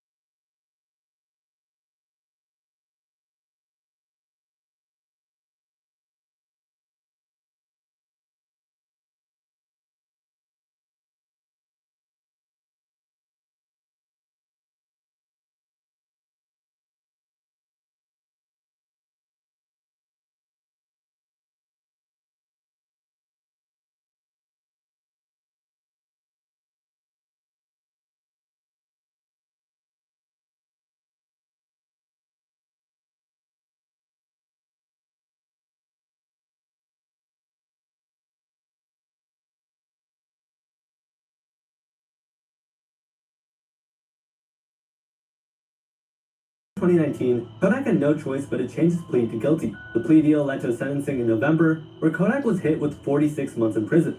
A judge sentenced South Florida rapper Kodak Black to 4 years in prison on federal charges. Black has been in custody in the federal detention center in Miami since May. He pled guilty in August to 2 counts of knowingly making a false and fictitious statement in order to unlawfully acquire firearms. While nearly 4 years behind bars was a heavy sentence, it could have been much worse, to be honest. Initially, the court had been considering a 96-month sentence, which was nearly double what he received and would have ended his career for good. On top of that, his sentence could have been longer because just 2 weeks before his sentencing, Kodak got into a prison fight that ended with one prison guard being hospitalized. For someone who had already faced multiple stints in jail, this time felt different, since he already had a career. And it looked like his continuous legal trouble would start to affect his music's performance, because unlike past imprisonments, where Kodak was able to maintain a steady buzz through new music releases and industry support, the hype around him was starting to fade. While locked up, Kodak managed to drop his project Built Israel, but sadly, the impact wasn't the same. As Kodak continued to get into trouble, fans weren't as engaged as they used to be, and Kodak's presence in the music industry grew quieter, as there was no denying that his reputation took a hit. Built Israel only debuted at number 42 on the Billboard 200, which was Kodak's lowest charting album at the time. Unfortunately, even fans weren't really feeling this album. For example, one fan said, "Listening through a couple of songs were okay, but most sucked to me. The first 2 tracks are good, but the rest were pretty bad." And even fans were starting to see that the constant legal trouble was getting in the way of his success. Wish he could stay out of trouble and lock himself in the studio. He has talent instead of just riding trends like most other recent rappers. On the bright side, despite being locked up, at least Kodak still managed to release something. However, it looked like music wasn't the only thing that kept Kodak busy while behind bars.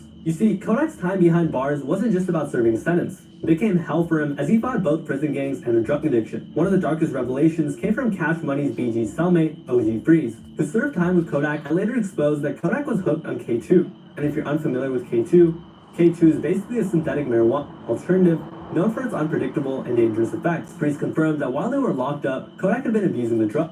He even described Kodak's behavior as erratic to the point where other inmates could ignore his manners. However, substance abuse wasn't the only thing that troubled Kodak while being locked up. You see, prison politics is almost unavoidable, especially in federal prisons like the United States Penitentiary, Big Sandy. In fact, prisoners are forced to follow gang affiliations and territorial rules, according to OG Freeze. It was another thing that he would have to face coming out on a penitentiary yard. Because in the penitentiary, all the Crips are together, along with the Bloods. So the Crips and Bloods was together. Freeze further explained that in the penitentiary, Crips and Bloods were unified under certain circumstances, and because Kodak had ties to the Crips, his behavior inside the facility had to be addressed. During this particular situation, it's also got to be dealt with and politicized out with the Crips with him coming on the yard because they won, they together. Damn, I ain't know Kodak was fucked up with the Crips. No. When Kodak first arrived at Big Sandy, he was placed in a 2-week quarantine, a standard process for incoming inmates. So when you come into Big Sandy, the first thing you do is you have to go into a quarantine unit. And you have to stay in quarantine for 2 weeks before they allow you out into the population because you're coming from another prison and they want to make sure you don't have it. But instead of stepping onto the yard after quarantine, he made a huge mistake in checking himself into protective custody. For you to go PC under these conditions, when you already is down there, the whole compound is locked down. You ain't even facing nobody. In the federal system, when someone chooses PC, it becomes instantly noticeable. Officers have to escort the inmate across the compound, and in a high-profile case like Kodak's, word spreads quickly. Other inmates watch from their doors, according to Freeze. Pass everybody along the walk to walk you to the chute. So when they say secure the compound, everybody going to come to the door they look at, and they looking out the window. See, Kodak choosing PC only made him a target for the prisoners inside. Oh, that's buddy, that's dude. Where you going? Like, so this is the type of buzz you're going to get around the prison. This decision raised a lot of eyebrows and only fueled speculations as to why he chose PC over general population. He tried to argue that the facility didn't have a drug problem. He made a conscious decision on his own to check himself in, just like he made a conscious to call his mother and be like, they don't have a drug program here. They putting their hands on you ain't turning no oven on. Ain't no oven going on. There was one since he was actually a part of it. So that's why I said the detailed part as far as they had a drug program. Big Sam, I taught the drug program. I taught it. So why was Kodak trying to isolate himself? Well, according to Freeze, it might have been the substance abuse. I can't speak as far as like, what his mind frame was at the time because he wasn't in his mind frame because, like I said, he was kirking out on the kid. So he wasn't himself. You see, Kodak's deteriorating mental state wasn't just about prison stress, but also in addition to his addiction to K2. The effects of K2 were extreme and dangerous, and Kodak reportedly experienced violent episodes, nausea, and hallucinations. At times, he would even make animal noises. When you say go get out on the kitchen, what's that? Like, when you start having episodes throwing up, you get violent, you barking like a dog, you making animals, noises, you locking up. Freeze made it clear that the drug could fry people's brains due to the different chemicals present in it. Because a lot of that stuff when you smoke a chemical. So when you smoke the chemical, people have a different reaction to the chemical that they smoking.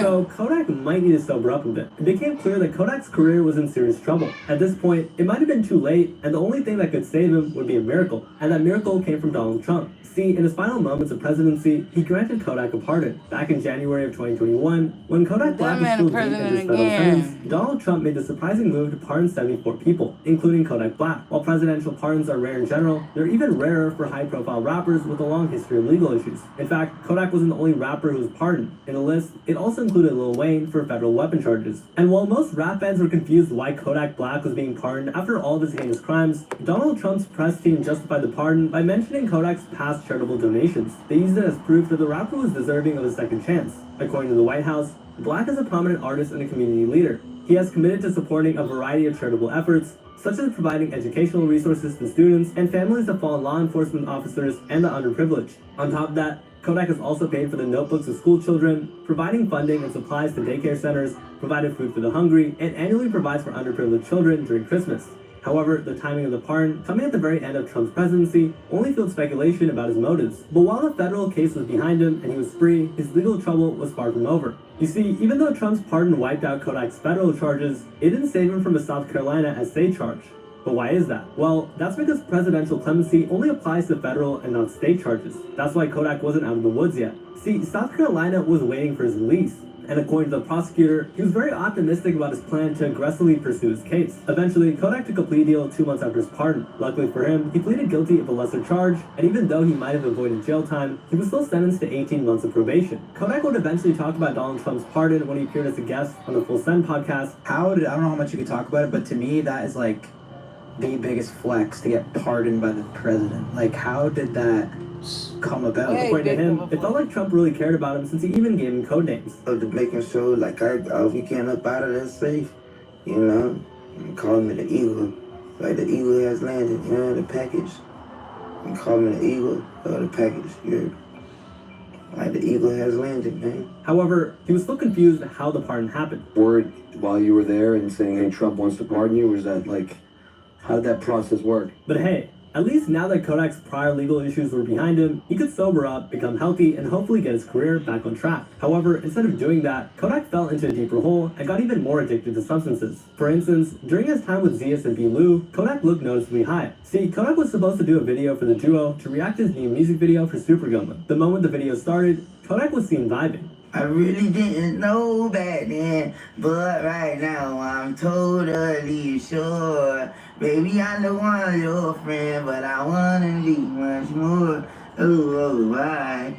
But you could already tell something was wrong since even the He was host couldn't vibing, man. understand He what he was wasn't saying. tripping. What it do? What's good, YouTube? It's your boy Z. Hello. Got my boy Yak in the building, man. Tired of Nah, tired. That's what I see. So was he just tired, or what was he really talking about? Because his explanation didn't really help either. Okay. Like tired, like they dead. And they dead like flies. Flies everywhere.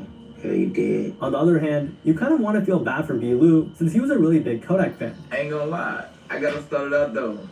Before we start this video, this is a legendary motherfucking link up right here. I ain't gonna lie, cause I've been, like you said, I've been on your shit, bro, since I was in college, bro. But as he talked about his admiration for the rapper, you could easily see that Kodak was zoned out, with fans commenting, B. Lou speaking his heart out, and Yak is just baked out of his mind. And this man B. Lou was showing so much love, and Kodak just didn't give a fuck. So what typically happens to someone when you're not answered? It becomes really awkward quickly, right? Well, that's basically what happened right after. This is like one of the ones like that I like, even like been inspired, like my motivation to keep doing this shit too. You feel me? Like to get one on her with you, like it's like a crazy fucking feeling right now. You feel me? On me. And as both of them waited for his reply, Zias decided to turn his attention to somewhere else. But when Zias tried that, Kodak was still unable to give a straight answer. Where you shot this video at? You know, out the door like in days somewhere. So So as the awkwardness filled the room, they decided to get on with the reaction video. About the video or the song? The song, that'd be crazy, nigga. That sample. What that sample? It's just like crazy. As they reacted to the video, Kodak couldn't help admire his new song, but in a very weird way. Can that bitch say yes? I ain't gonna lie, that bitch say different play. It's like every time you listen to that shit do something. He wouldn't even say the song felt like drugs when he heard it. Kind of ironic since a lot of people speculated he was high as a kite when they were shooting the video. And that bitch got crack in it. For real. Like some kind of shit. Whatever that shit. But as the video progressed, more and more unusual things were going to happen. See, when B. Lou and CS got curious about Kodak's process in making music, Kodak couldn't even think of a response. Instead, he just said, I don't know. Just made that bitch. Yeah. And that's what I was gonna say too, cause you got hella unreleased too. I was gonna ask you, like, what's like your process like? At this point, even the host couldn't deny that something was off with Kodak. You could even see Zias laughing about Kodak's weird answers. Sometimes, like, you just like freestyle most of your shit, or do you like shit? I just process for real. And that was really the summary of this video. See, throughout the reaction, it was just hard to understand what Kodak was saying most of the time. What you said? I'm trying to get this money as some crazy shit that I'm trying to get this. And I'll be ripping it differently, I chop. At one point, he was just tweaking, making out with himself standing up. Shit, say Kodak. But the most ridiculous part, Kodak claiming that he was acting mature in this video. I'm more poised. I'm more poised. You feel more mature? Yeah, I'm mature.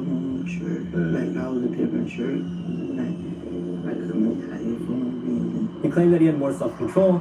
But you know, I'm more poised with my shit. I got more like balance, more, you know what I'm saying?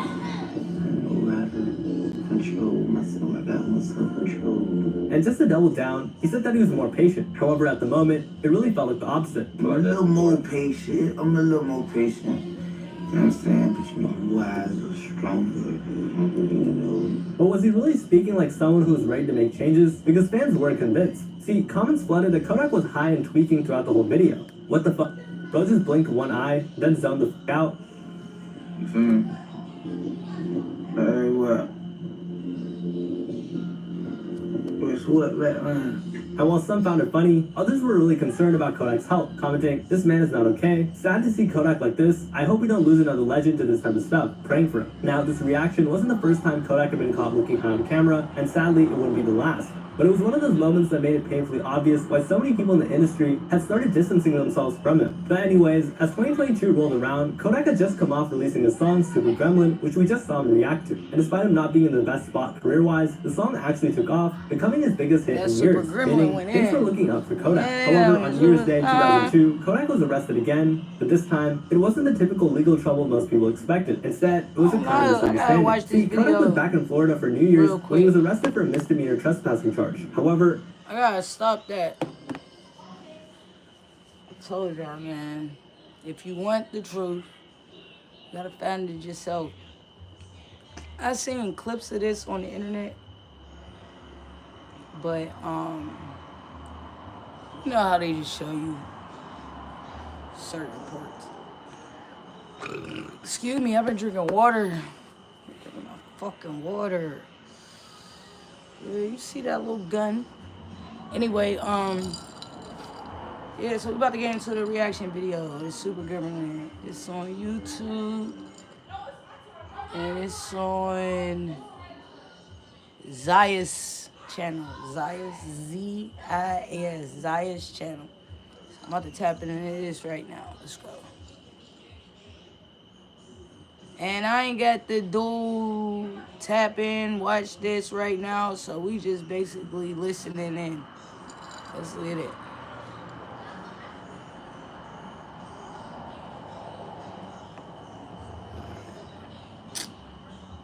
This shit tweaking, twin. Alright, we're gonna run it back. We're gonna run this shit back.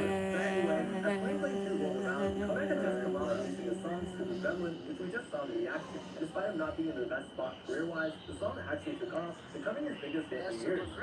Things were looking up for Kodak. However, on New Year's Day 2002, Dead too.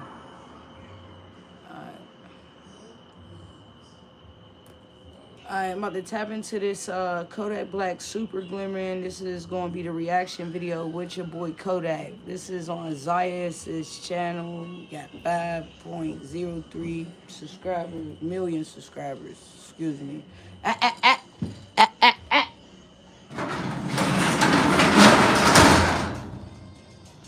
I got a puppy, and she's trying to escape. All right. Right now, I got a poll up too. Is Kodak still a GOAT? Yes or no? It's easy. It's an easy question. You don't gotta be a rocket science to have this or that.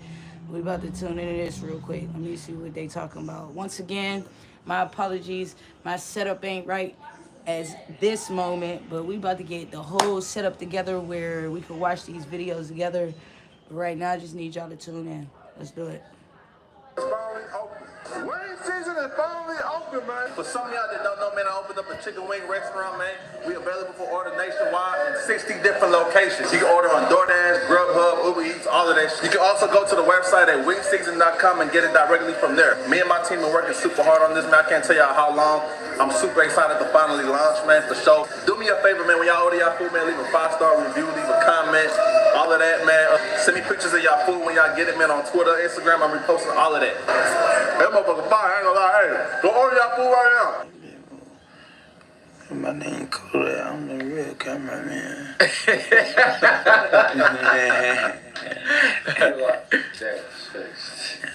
Nah, you fix that bitch hella quick, though. I ain't gonna lie. Yeah, that's Gucci, bro. Yeah. Y'all in there? Yeah. Okay. I really didn't know back then, but right now I'm totally sure. Baby, I know I'm your friend, but I wanna be much more. Oh, why? Okay. What it do? What's good, YouTube? It's your boy Z's. Hello. You got my boy Yak in the building, man. Tired. That nigga tired as fuck. Nah, tired, that's what I say. Okay. Like tired, like they dead. And they dead like flies. Flies like flies everywhere. Cause they dead.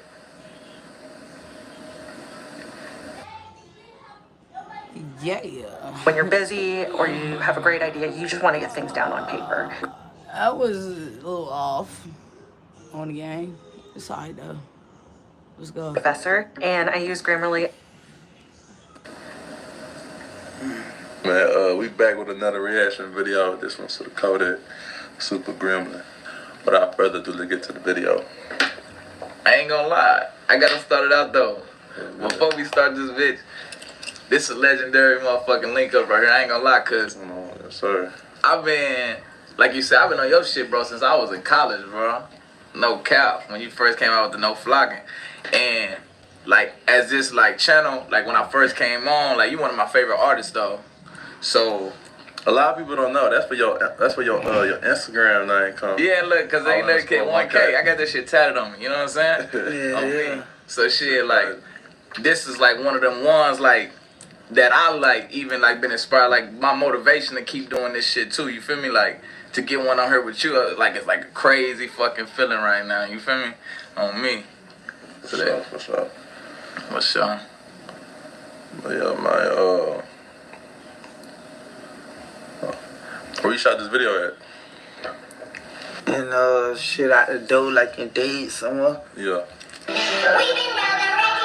Hey bro, is that Jambo? What is that sex for us? Kicking up corners. Yeah, we could be superstars, but I'm pretty sure time is up. And so we turn off the speeding drops.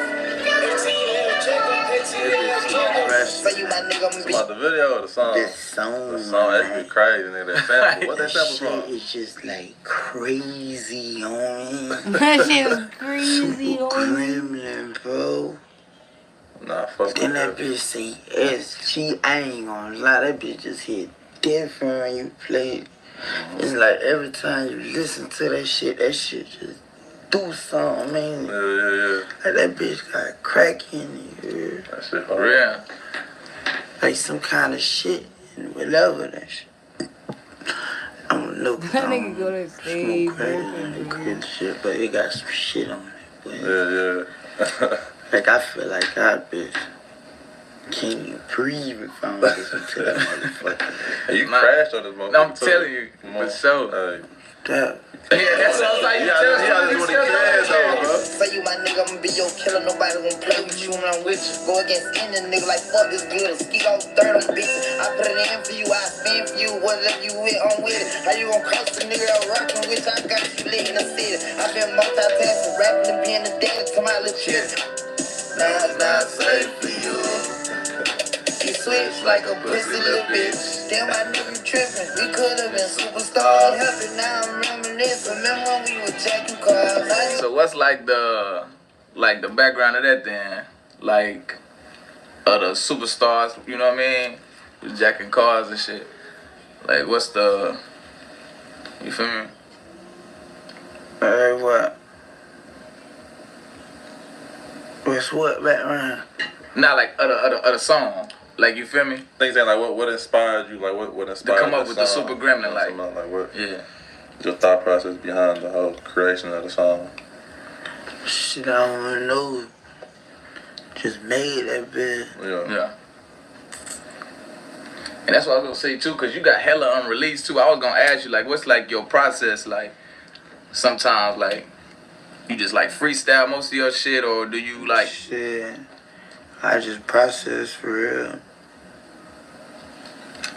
Oh, y'all think they y'all ain't seen nothing yet, I promise. Niggas can't take me, niggas can't guard me. I be on the fuck nigga ass like Charmin, aka 28 cars. You heard what he said though, nigga. You on the fuck nigga ass like Sean, man. Come on. Cha. Morning fights turn into shooting. What else that boy Yacht said? What else that boy Yacht said?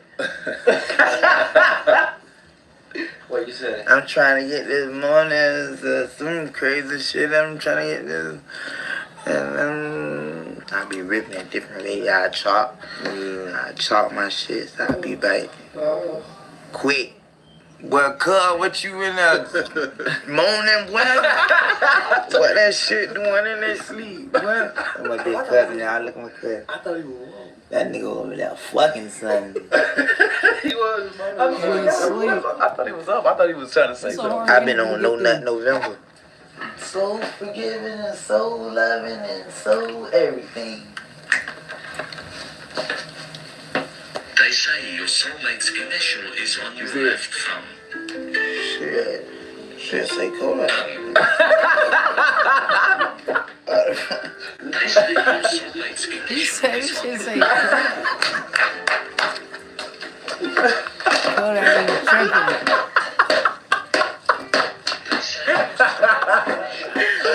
Real quick, if y'all just tuning in, man, this video right here is reference to Kodak Black Super Gremlin reaction video of Kodak. It's funny as hell.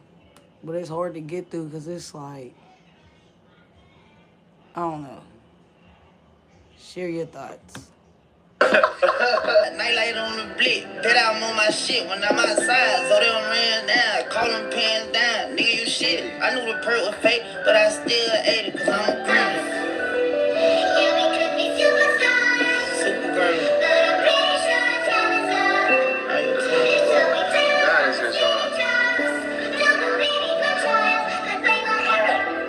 What's your top 3 R&B songs? I know you like to sing. Shit, I ain't gonna lie, I like Boys and Man, that's why I love you. I like Tanisha Kelly, I Wish You Love Me. How'd that go? Bitch, I'm gonna sing this song so bad. How could someone hurt you so bad, but still I only want them to stay? I wanna say I love you so bad, but I don't wanna scare you away. Please, don't you understand that I wanna be more than just your friend? Sing, Kodak. I wish you loved me most deaf. That bitch gonna do it every time, girl. Facts. I would do karaoke with Kodak. Hey man, as a youngin'. You can go to karaoke with me. As far as like fuck your up growth the crowd. throughout your whole career, what would you say is the biggest difference from then and now? Difference now, I'm more poised. You know, I'm more poised. Like, you feel more mature? Yeah, I'm more mature. Yeah. Like, I was a bit mature. It wasn't like I couldn't have got here for no reason. You know?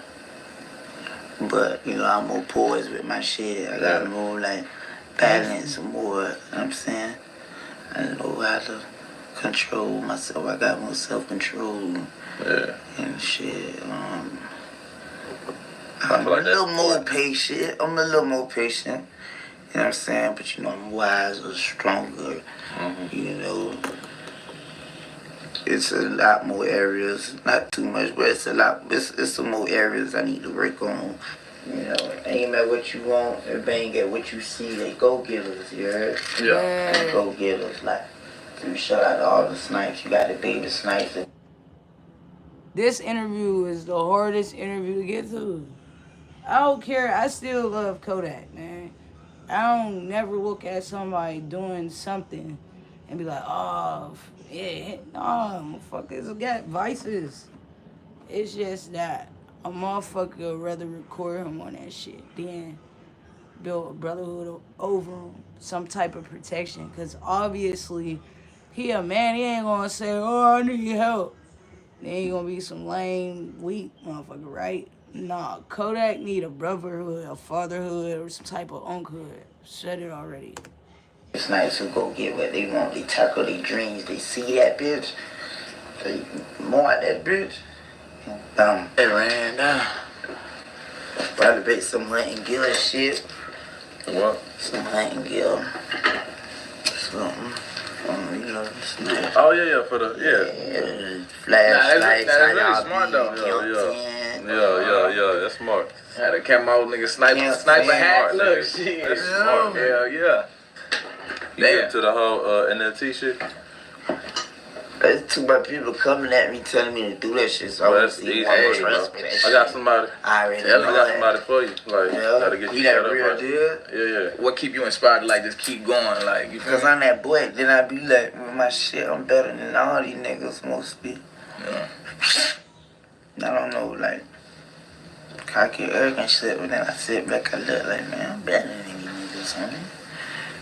Period.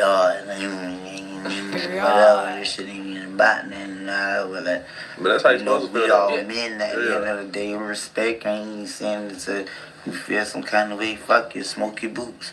You know what I'm saying? But I'm saying that I'm better than you niggas. I'm sliding. And that's that on that. So I'm gonna go to this alright, cause I'm real on trying to figure out what's going on. Not being nosy, nebby, but just like if I could decipher it. Y'all go watch that. It's Zayas on YouTube. I just subscribed to the homie shit. You know what I'm saying? One blog, vlogger, reaction maker, content creator, whatever it is that y'all do. I'm subscribing to this. But I will say this, like, they had real good self-control in that whole interview. It do hurt your heart to love a song and base a song off that person's character. These people make music, but they're not the music. They do just the instruments. And instruments get sat down to the side a lot of the times because it ain't meant to be played right now. And when all day somebody like, rap this, say this, say, man, get burnt out. And I really do honestly believe they got some of my boy Kodak, but my joint went out. Alright, let's see what's going on. So we did Didi, got a podcast. We did my boy Zayas, and we did True Stories so far on this live. I'm streaming for 4 hours. Y'all got me in here for 4 hours, man. I'm not going nowhere. So, who we got next? Everybody, make sure y'all subscribe to the channel too. I got some dope content that I'd like everybody to check out. You feel me? Man, summertime.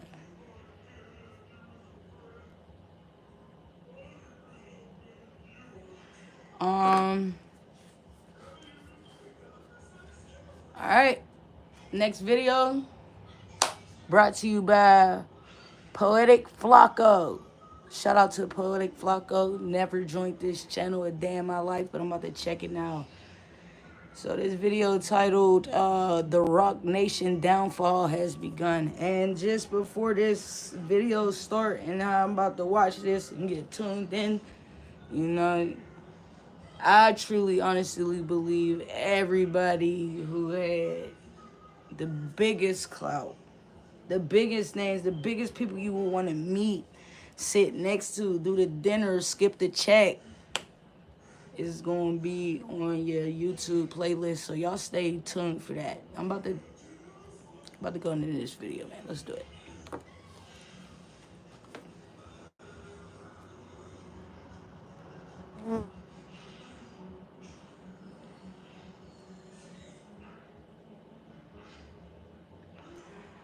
The downfall of Rock Nation has officially begun yesterday. A couple of dominoes that we've been expecting to fall has officially fell. Demori Hadley's lawsuit against her mom, Desiree Perez, who's the president of Rock Nation, should have been everything that anyone would ever need regarding how much power Rock Nation yields and how Rock Nation used their power to essentially torment anybody they don't like. I don't want to rehash history, but for y'all who haven't seen the lawsuit, Desiree Perez really disliked the daughter's husband, so she promised to get the daughter institutionalized if the daughter don't leave the husband. Now, the messages the lawsuit provided, Desiree Perez allegedly told the daughter, if you don't leave that N-word with the hard R, by the way, I'm going to have you institutionalized. And the daughter thought it was a joke until she began to witness in real time her being institutionalized and Desiree Perez and Rock Nation utilizing mental health professionals who are well-respected in their fields to essentially diagnose her without... Once again, I'm streaming live right now. I'm doing my own rabbit hole assessment. I don't have the two-face thing where you could actually look at the video with me. But yeah, we're gonna treat this stream like a radio. You know what I'm saying? We're gonna listen in together. If y'all stay and listen in long enough, make sure y'all go ahead and drop a comment in the box. I would appreciate that. Super thanks is nice too, but I'm not asking for too much. Let's get back to this video. Meeting her and having her institutionalized. Once the mental health institutions got corrupted and bought out to institutionalize the daughter illegally, the chief of police was also bought out to illegally arrest the husband. And when the arresting officers came to arrest the husband, they told the husband, we don't even know why we are arresting you. This is above our pay grade. This came from up top. And then after enough complaints and the news got involved, the chief of police was forced to issue a 14-page apology confessing that the husband should have never been arrested, that Desiree Perez obtained illegal evidence, that they're sorry and it would never happen again. This is the level of power that we're dealing with. And as somebody who respects a powerful hand, you got to applaud it, bro. This level of power would be very respected if it was utilized for good instead of evil. Now, the daughter, her coming out in her lawsuit was treated like a conspiracy. And you began to really see the stronghold that Rock Nation has on the media. Because you had podcasts, really big podcasts in media, in the culture, dismissing the daughter as if she was like nothing but a conspiracy theorist. Like, even applauding that Desiree Perez has every right to control her daughter's life because she's the mom, even though the daughter is a fully grown adult who is involved in a marriage that she seems to be happy in. So the daughter was quickly dismissed. However, somebody who we did not expect to be coming out and contributing to the fight to expose and take down Rock Nation, that person has spoken out. And that person is giving their full support to the daughter. And based on this person, that sparked a domino effect yesterday to where we began to see nothing but Rock Nation exposed pieces and more evidence of Rock Nation really doing some terrible things. Nicki Minaj has begun the good fight against Roc Nation. Before her tirade on Twitter yesterday, she actually dropped or hopped on a remix of Band in New Orleans with Lil Wayne. Now, her verse was directly aimed at Roc Nation and Jay-Z. Towards the very end, we got the most direct shot I think anyone has ever sent towards Jay-Z way in a very long time. Now, I don't have the flow or the talent of Nicki Minaj, so bear with me. But Nicki Minaj will rap, NFL, fire some ninjas and then call us. A direct shot at Roc Nation and Jay-Z, because Roc Nation and Jay-Z is who run the Super Bowl halftime performance. Nicki Minaj is saying she's not doing it unless y'all fire Roc Nation and Jay-Z and then give her a call. But Nicki Minaj's beef with Jay-Z and Roc Nation didn't begin when Roc Nation snubbed Lil Wayne from performing at the Super Bowl. Nicki Minaj will take to Twitter to actually break... Let me pause that, man. Wayne did not get snubbed. He didn't. For real, he could have probably say he dodged bullets, man. There were so many conspiracy theories off that whole Super Bowl performance, which personally I enjoy. I felt like it was a message behind that, and if you got it, you got it. If you didn't, you get it. You just didn't get it. You feel what I'm saying? But Wayne, I don't know. They just took that, I think, out of a whole complex. And what I don't know is like paperwork or what they might have talked up or certain beefs. But when I tell you, Wayne, stay where you at. It ain't, don't, you're a grown man with money, a billionaire, not billionaire, millionaire. Probably never see this video, but it just goes to say like this: stay in your lane, bro. And let everything go to crumble. Crumble cookies. Crumble cookies. Let's be honest, who really loves crumble cookies? Let's not get into that. Now this is a little bit boring. I'm gonna speed it up, see if he got anything else kind of relates or, you know. That her issues with Roc Nation and be able to post justice for them. And it wasn't until Nicki Minaj made a big deal about it that other people were suddenly allowed to make tweets with the hashtag justice for them. Nicki would claim that Jay-Z and Roc Nation is able to affect her presence on Twitter, or they're able to block certain hashtags that make them or their associates look bad, because when Jay-Z sold title to Jack Dorsey, while Jack was still the owner of Twitter in 2021, as part of the sale, Jay-Z was made a board member of Block, which at the time was the parent company of Twitter. While there, Jay-Z obviously garnered relationships of some people and employees who still work at Twitter. Now, this is all alleged, by the way. There's no current proof that Jay-Z is affecting hashtag. Maybe Twitter just don't like justice for them. And, you know, they have a specific interest in making sure that nobody says anything bad about Desiree Perez. Maybe it's Elon Musk, not Roc Nation. Maybe Elon Musk just likes Roc Nation and Desiree Perez. Yeah, if that makes sense, okay? Now, Nicki Minaj would also say that she relates to when Damori Hadley dropped the lawsuit. And in the lawsuit, she wrote that Desiree Perez and Roc Nation put trackers in her car, on her persons, in her home, put surveillance footage, put like audio recorders. They essentially stalked her. Nicki Minaj will say that that's something that she can relate to because she also went through something similar at the hands of Roc Nation. She told the Barbs that she needs them now more than ever, and it's no time for distractions. It's time to go to war, because she's waging war against Roc Nation, and she will claim she's got some real juicy information on Roc Nation. She claims the conversation about hiding likes on Twitter was started because she kept liking things exposing Roc Nation, Jay-Z, and Desiree Perez. She would also say listening devices, cameras, and car tags she also had to endure. She would also claim the story of the Damori Hadley family being torn apart is also something she could relate to. She would say it all sounds so familiar, trying to tear a husband away from his wife and family with lies and friends in high places. Yuck. No more distractions. Nicki Minaj would also repost an old clip from Station Head where she's speaking. It's coy, it's real subliminal, but she's still discussing how the people who we love or we got some type of affection towards, that they're the ones responsible for Nicki Minaj being swatted and her home being targeted multiple times. Oh, y'all, what y'all are seeing even in grown men. And you'd be surprised who's really, really, really behind a lot of. This is Pod 5, the first fully immersive sleep system. Intelligent, adaptive, effortless. It doesn't replace your bed, it transforms it. Pod 5 listens and responds to your needs in real time, adjusting temperature, elevation, and sound while you sleep. Built to give you all-night comfort with an adaptive sleep surface that fits onto any mattress to personalize temperature, so you and your partner sleep just the way you like. Pod 5 features a new hydro-powered blanket that wraps you in full-body immersive temperature, giving you double the cooling and heating coverage. No more overheating, cold wake-ups, or blanket wars. Just deep, uninterrupted sleep.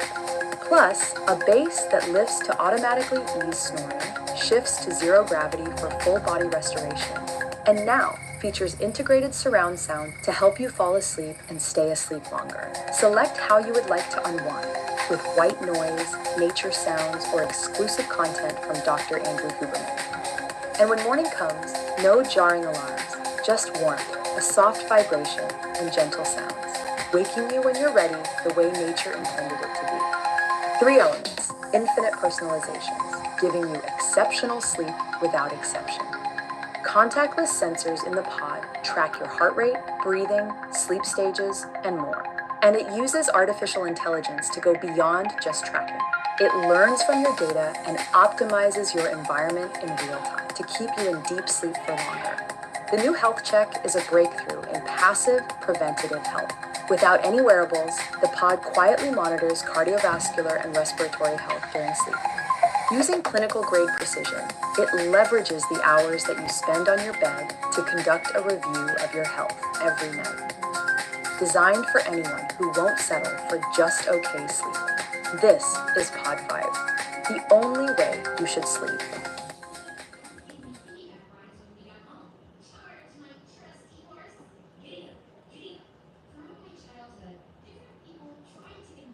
Here's how to never have to worry about money after a car accident. Listen, if you have been in a car accident in the past year, even as a passenger, you could be owed a significant cash payout. Insurance companies do not want you to know this, and don't want you to find out what your accident is truly worth, so they can send you a low offer, hoping you accept it just to be done with the hassle. Within a few clicks, you could find out what your accident could actually qualify for just by clicking the link around this video.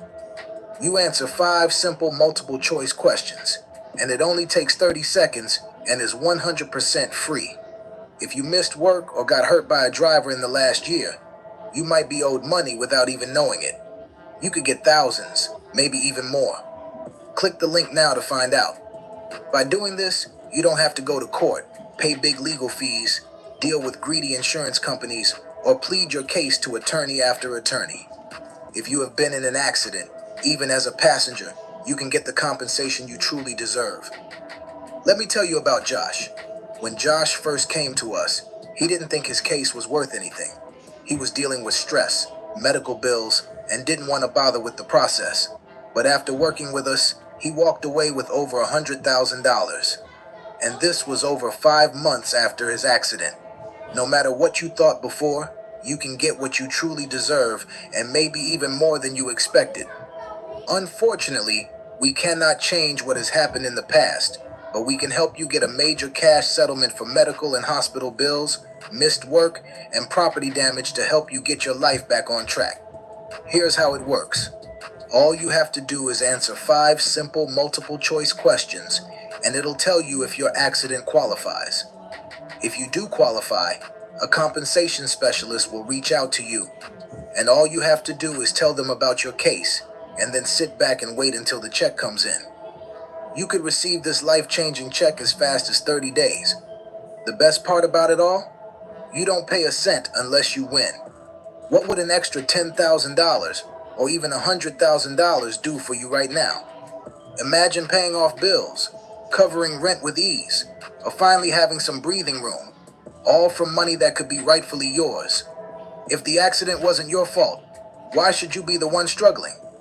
Insurance companies hope you never check what you're truly owed. But here's the truth. Most people walk away with way less than they deserve, or worse, nothing at all. Still wondering if this applies to you? If your accident happened within the last year and wasn't your fault, you could qualify for a major payout. Time is running out, so don't leave money on the table. Click the link, answer just 5 simple questions, and find out what your case is really worth. It's fast, free, and you won't pay a cent unless you win. Alright, I know I've been gone for a minute, but I'm back with the jump off. Well, that ended quickly. And like the video. A lot of things that you guys see, sometimes it's, you know, people that you love or really with, and you just don't know it. She then will wrap things up with this particular tweet. Alright, we gonna wrap that up. I subscribe though. Much love to your boy, Poetic Flacco. You know what I'm saying? What we got next? What we gonna do next? We gonna end that poll.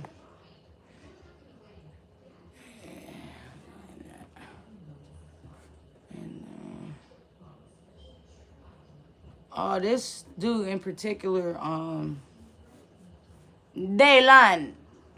Dylan. My boy Dylan from the Diddy Group, the band. He had made his way around the corner not too long ago, so I'm about to see what Buddy talking about. Let's do it.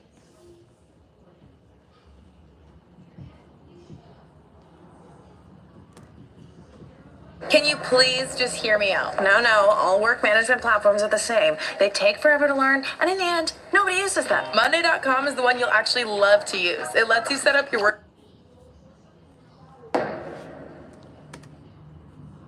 The order dialogue, man, with the check mark. Y'all already know who it is. They got Dylan on.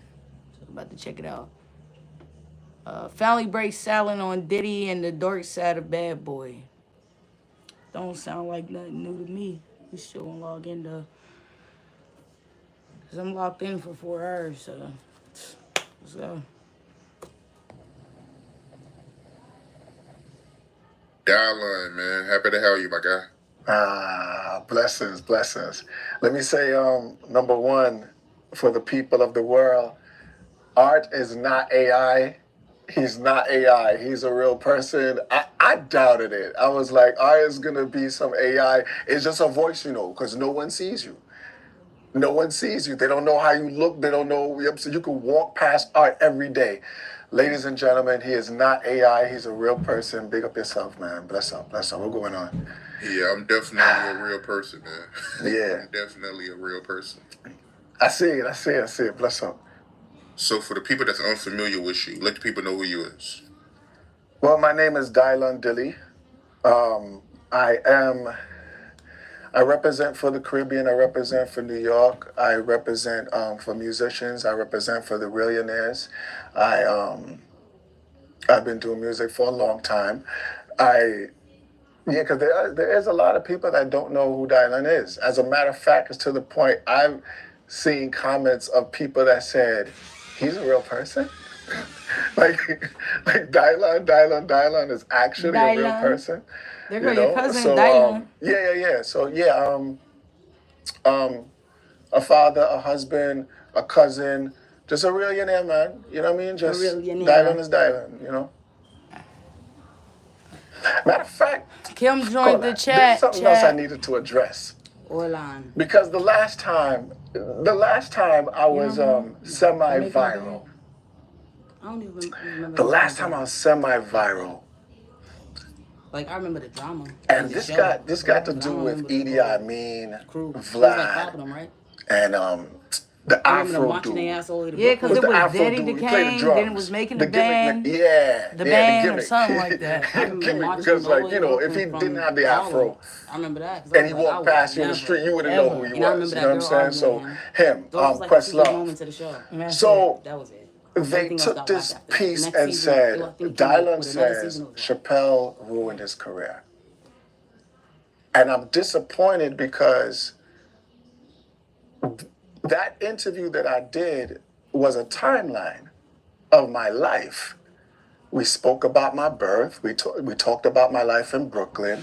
We talked about my life in the West Indies. And then when we talked about 2006, I explained what happened in 2006. That's how I felt. Later, I spoke about linking up with David Chappelle, me and him taking shots and having a great time and having great conversation. And Chappelle even saying that I'm the one that made him famous. After that, I named my radio show the Top 5 Show, hence the situation. So my thing is this. What made these idiots put this in present time and feel like it was present time? Idi Amin said, a real hustler would have done something with it. And I'm like, I hit up, see, I'm not afraid of confrontation. Fortunately and unfortunately. I don't do the internet because most people nowadays, this is their confrontation. Look, this is it. I linked Idi Amin, he never called me. I left my number, all of that. Vlad, same thing. The Quest Afro dude, I gave up on that. But all of these people had something negative to say, like, oh, how dare he say that?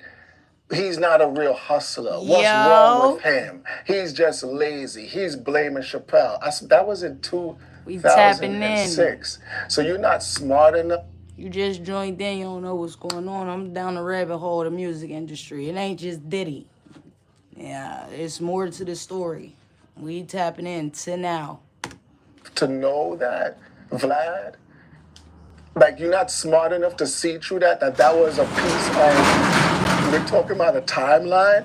Why didn't you speak about the link up with Chappelle? Why didn't you speak about us having shots and speaking about his roots from Grenada? Why didn't y'all speak about that? You didn't want to. Because the thing is, the internet right now focuses on that. Well, whoever's having the most negative, whoever's having the most jokes, and that's what climbs to the top. And now you're boss, you're out of here. What happened to just being real? Like, you know what? He said that was his timeline. That's what happened. You fucking right. That's what happened in 2006. There was a lot that happened. All of these things that I mentioned, people haven't.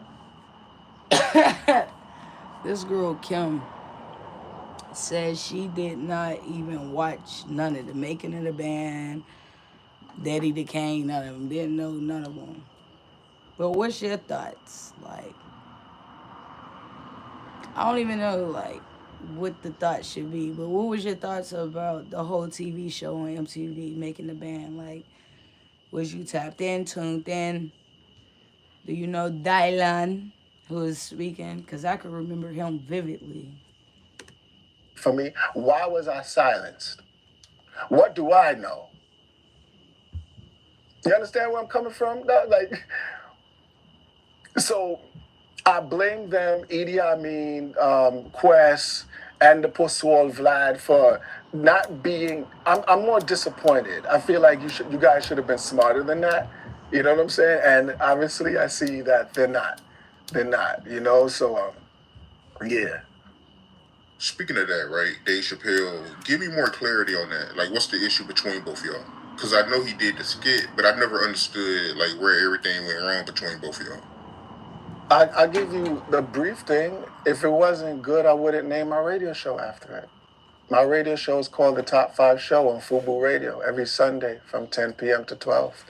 You know, I think Choppa explained that whole situation, you know, so, but I will say that, but I want to hear number from one, you. it's hilarious. I want you to speak on it. Yeah, well, all right, for me, the joke itself is hilarious and it's timeless. It has put my name in pop culture forever. Not just timeless, that is timeless, as my family would say, that is timeless. And I don't want to say but, and if your intentions when you created the line and created the joke, if your intentions were positive. I like how he didn't say but. He put the and in there. And he explained, wow, that's player. That's player. I like that. I like him. Then why no linkage since? Why no meetup? I've tried when I was younger, not nowadays, because I could care Now y'all could go back to dialogue about probably just a millisecond in for real. He just basically started off this as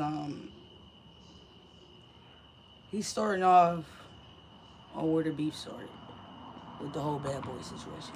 But it's about to get deep. Trust me. Yes. But back then, I wanted to know, like, yo, let's link up. You doing shows? I DJ. Everyone knows that. I DJ fetes. I DJ bacchanal. I DJ backyard parties. I DJ weddings. I DJ clubs. I DJ events for 2,500 people. You understand? I was a Ciroc Boys DJ and a Ciroc ambassador. All of that. You know, taking the brands. But we're going to speak about that as well. The fact is, damn, I can't DJ to open up. You can't even link up. Like, I need a drop. Hey, this is David Chappelle listening to Dial and Dilly on Fubu Radio. Like nothing. So when people do things, you have to check the intention. Why is it that there's a disconnect? You know what I'm saying? Like if you wanted me to do great from it, then where was the connection? I should be able to call. People would assume that's like, what? You did a mockery of me, you know. You took my personality and my image. I'm not asking for a dime. I don't need $1 from you. But yo, dog, how you been? Let me get a drop.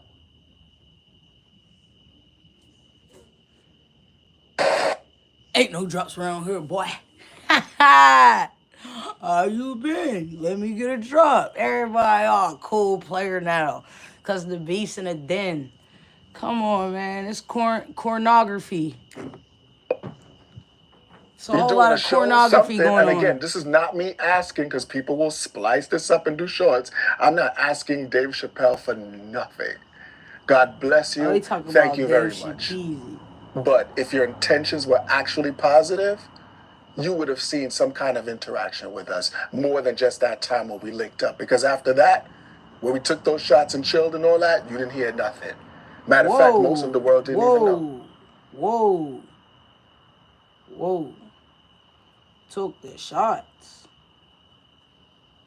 Now, I ain't trying to put nothing out of contact, but y'all taking shots and shit.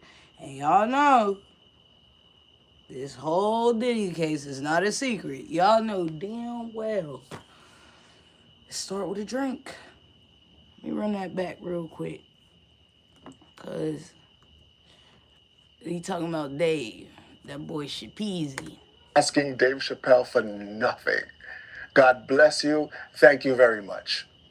But if your intentions were actually positive, you would have seen some kind of interaction with us more than just that time when we linked up. Because after that, when we took those shots and chilled and all that, you didn't hear nothing. Matter of fact, most of the world didn't even know. None of the It's on world TMZ, knew. by the way. But One still. second, y'all. What's going? Don't come past these steps right here. What's going on? My hand hurts, and I think it's ready to take out the braids. Alright, well, you could take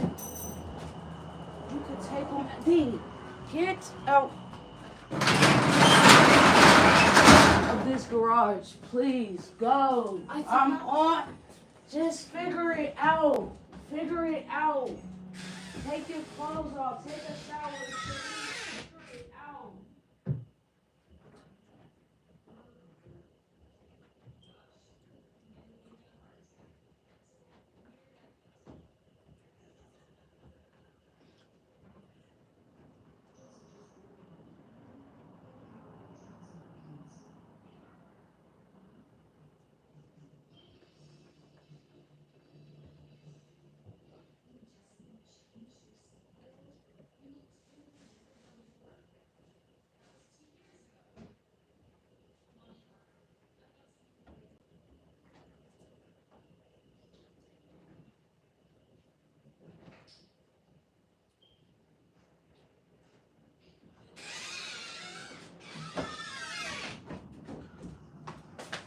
Kids, man.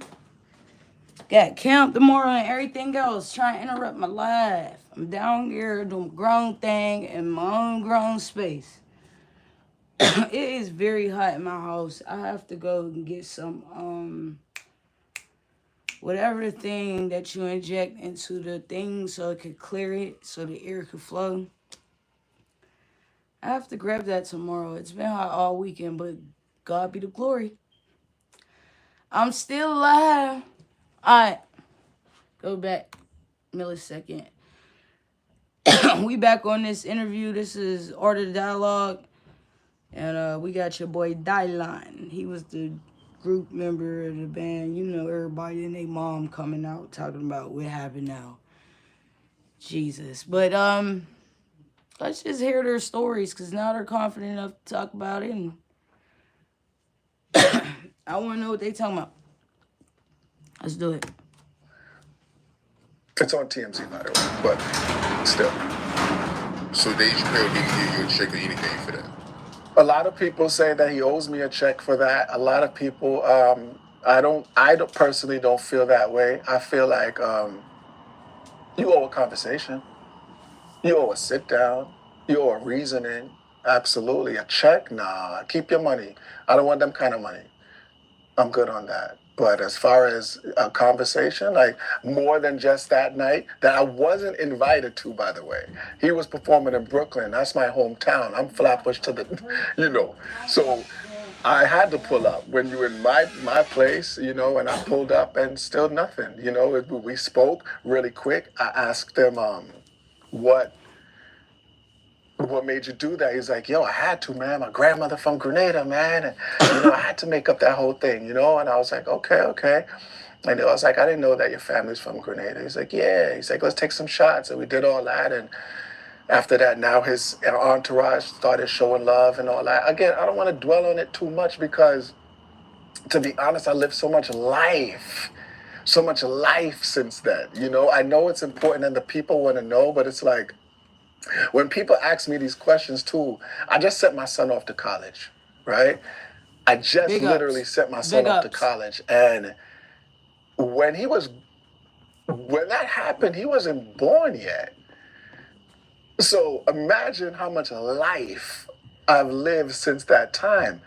We're talking 5th grade, we're talking middle school, we're talking high school, we're talking years and years. And then all of the blackball and the grinding through music and so much ups and downs, life and tribulations way after. And it's like, hold up, y'all still talking about that? It's almost like y'all parked my career over there. as if nothing happened after, as if he did not exist. You understand? Like after David Chappelle, it was parked.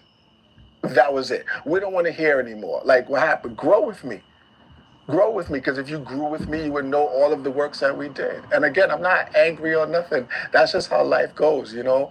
People honor you more when you're dead. When you're dead and gone, they'll honor you more. And I'm okay with that, you know. I'm okay with that. Matter of fact, I'm okay with the cult following that I got. I don't even need new people. If new people come, respect and love, that is cool, respect. But I'm good with the little cult that's been supportive and being with me. The road knows who I am, and I'm good with that. But a lot of people do not have good intentions when they do things, you know? And I've learned that with life experiences.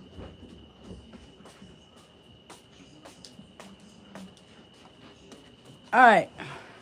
Through Rula, it's easier to connect with a therapist who specializes in you. Tell us what's important and we'll... Quick FYI, what I noticed, if you leave the computer, YouTube, if you're not they got some type of face recognition and shit. I don't know. And please, I have the receipts, and the receipts are living people. I got Zoe on the line if I need to call him, Kenny from MTV, and the entire MTV production.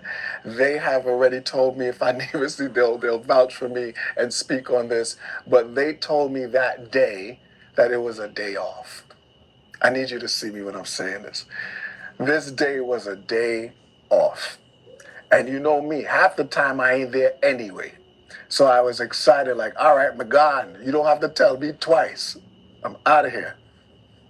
And I left. That evening, I went to the beach with my first baby mother. I'm moving around. You understand? We chilling. And I got a call from Chopper around 5 p.m. and he said, "Hey, dog, you're going to be mad." And I was like, you know how Chopper talk. I was like, "Mad about what?" He was like, "Yo, man, David Chappelle did the skit." I'm like, a sketch? What are y'all talking about? And he explained the whole thing. I was just like, "Word?" I said, "Yo, when I see him, I'll go beat him, you know." Because I didn't know what was going on.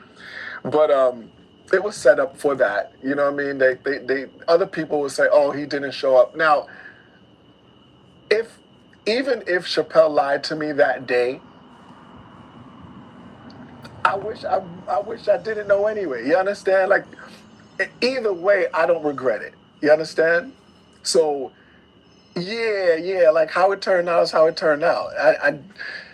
It's cool. Like, I hate to keep I hate to keep stopping shit. But this boy Dylon, he looked just like Martin Lawrence.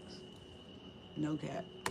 I'm saying if people feel like I didn't show up and they just decided to let's choose Dylan, okay. If you want to be that simple, that you can have that idea, okay. But MTV crew definitely told me, "Look, you have a day off and you can make some moves." So I was like, "Cool, peace. I'm gone." You have to remember, these times, most of the time, I wasn't around. I seen a lot of effery going on. I did see through a lot of things, and I chose not to be there because it was a very unhappy place for me. Even though it was at the height of our careers, that's an illusion. That's what people think careers are. Like, the height of your career is when you're the most happiest. So I don't know what they're talking about, but and I remember like my cousin Mr. Miyagi, Cornell, and the people that I was around. You have to remember, this was being filmed in New York, and the people that I'm around, these are people that are associated with Haitian Jack. These are people that knew the hustler Jay-Z when Jay-Z was actually hustling. You understand, with that Maryland trips and all that, the type of people that raised me and my older, family members. And Babs has similar family members too, because some of the people who were incarcerated, my older cousins that was incarcerated, they were incarcerated with Babs people. You understand? So they would talk about us, upstate. But these type of people that do real works in the street, they would pull up and pick me up. So we're talking about Escalades pulling up, G-Wagons pulling up to the making of the band house, new Lexuses, and all of that at a time when the band didn't even get a check yet. Like, we didn't even have a check. You know what I'm saying? The Don's rolling in with rollies and all of that. And I know that Sean, at that time, Sean had to see it. Now that I'm older, I realize Sean was watching all of this. Like, this Dylon, like, that's who he around. Okay, I see you, Playboy. I see you, I already know how that was going. Now I know. But there was times like it wasn't a happy place for me. It wasn't a happy place. Another thing I gotta address though, and I have to address this, the end of making of the band, because this is where the end of making of the band leads to my death row days with The Row, with Suge Knight. It goes into the mixtapes that came out, the disappearances of me after me coming out with so many albums without anyone knowing, being signed to Akon's distribution, Con Live, without how many people not knowing. This goes into my album being released in 2018, being considered for a Grammy. I'm back, just so y'all know I ain't cut, man. I just made me some lemonade. Y'all see how quick that was? If y'all want to run it back, go ahead. But yeah, I brought the evidence just to let y'all know. One of the best lemonades out, too. Homemade. Fresh out the kitchen. Let's go. Pain to Power being released on VP Records, being considered for a Grammy, and you still not knowing. The band reuniting on my EP 1:11 p.m. that came out in 2021 without you knowing. You know, I must say I respect when Sean say he gonna do something, he do something. You know, I remember beefing with Sean, and we made peace after that. But I remember beefing with Sean, and he said, "You know what I'm gonna do?" Because I had real beef, real war with Sean, not because he's incarcerated like some of you. You see, there's a difference. There's a difference between us. Some of you, you know what we're gonna call this? We're gonna call this interview common sense. 1 + 1 = 2.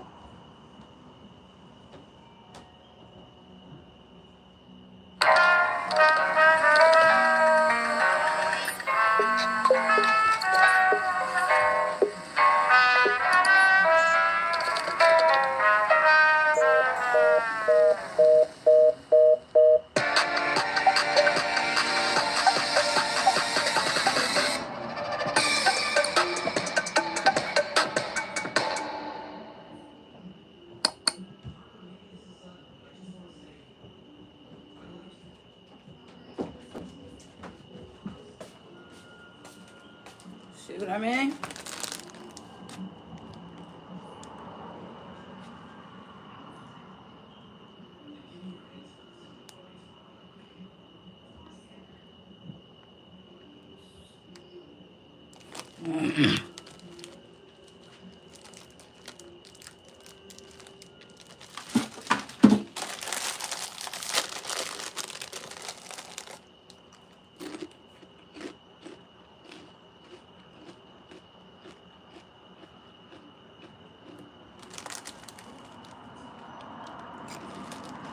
That's what we're gonna call the interview. 1 + 1 = 2. I'm a man, I'm simple. I'm very simple. I'm a man that feels like this. If I have a problem with you and you've done something immoral, disgusting, negative, or disrespectful to me or around me, I address it at that time. I am not waiting 10 years, 20 years, or when you get incarcerated to come out and say, hey, you know what he did back in the days? Y'all need to stop the foolery. 1 + 1 = 2. I'm a simple man. It's either we have maybe got too accustomed to cowards living and doing this internet thing. Again, Tupac's spirit is in the building, and I ain't Tupac, but the spirit of realness is here. Where I come from, in my island, West Indian people, or my block in Long Island or Brooklyn, East Flatbush, 50s, if you have a problem with somebody, you came back to the block, I said, yo, so-and-so did something to me. I'm gonna say, then what did you do? And where is he now? Why is it that everybody and their mother have something to say 20 years later or now that the man is incarcerated? I'm not beef with no man in jail. Y'all really did this. And I blame you, mighty no man. You know, I get away. You're not getting away. Because I blame you because you are giving these people a platform to talk about stories that they should have handled then. Your boy Gene, respect to Gene. He is so entertaining. He is so entertaining. Gene, oh Gene. You are 7 foot tall and 300 pounds. Gene, why is it every week you have a new story about what they did, but didn't have a story about what you did that day? I have stories of what I did that day. That's why you didn't hear from me for 20 fucking years. And guess what? I have my integrity to this day. Let's go examples. Today is called common sense. 1 + 1 is what? 2. Let's say, because I was thinking about this. And these shades from Can't Relate, I want to put them on and support, but the sweater's here. Anyway, let's say you at Diddy crib and you wake up. Let's say, allegedly, you wake up and you feel like your body been violated. You think your body been brutalized. You feeling it's kind of oily. Something is wrong. You waking up, nobody there. You in the bedroom by yourself. You like, oh, something happened to me. I was drugged. You in the house. You know it's a kitchen? You mean to tell me there's a kitchen? You know what's in a kitchen? A knife. Wait. All right. You know what is longer knife? You know what is hot oil? Hot oil? You know what I'm talking about? You know what is there's hot oil. You could boil some water. You got a knife. You mean to tell me that you got drugged and got your body violated and brutalized in a house with a kitchen, and you did nothing but gotta tell me 15 years later, when the man is incarcerated? I don't believe you. I don't believe you.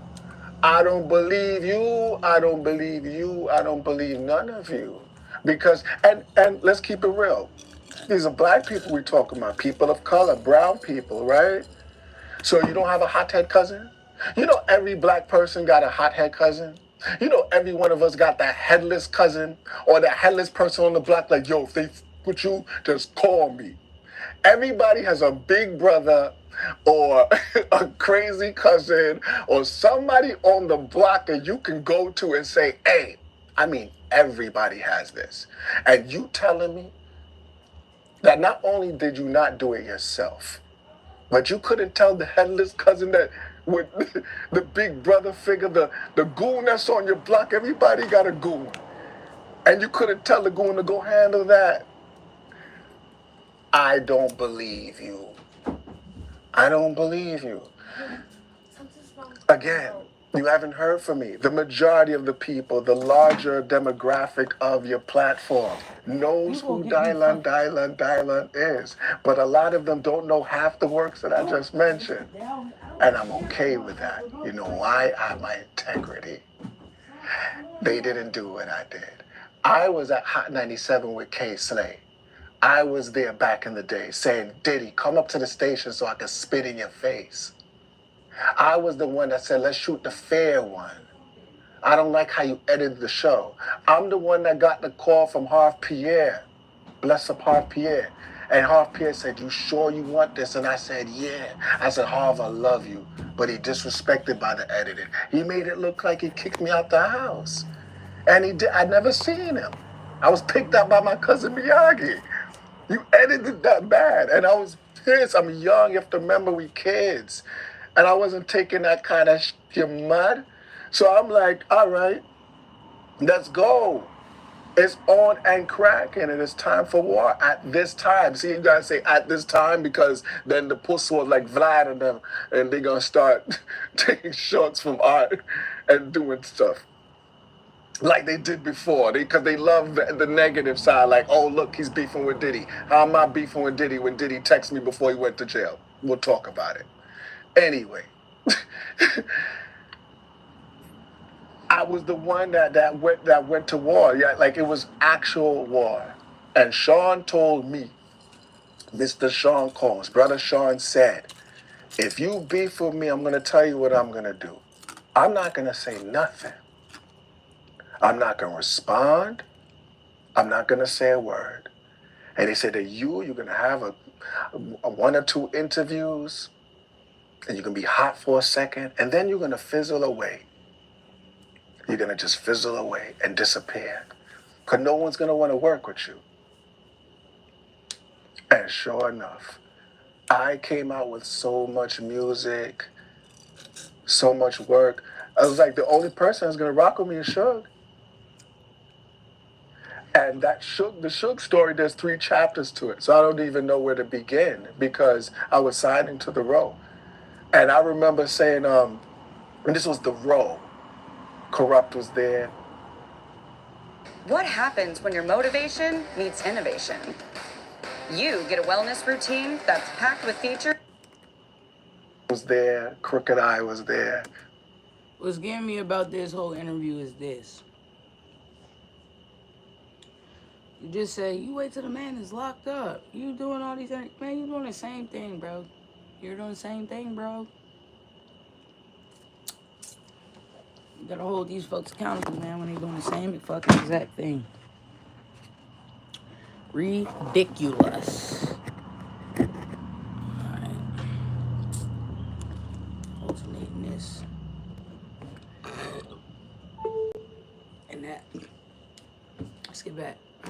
All the family at that time, and I was signing to the Row, and me and Suge, I spent a month over there, and Suge was ready with the contract.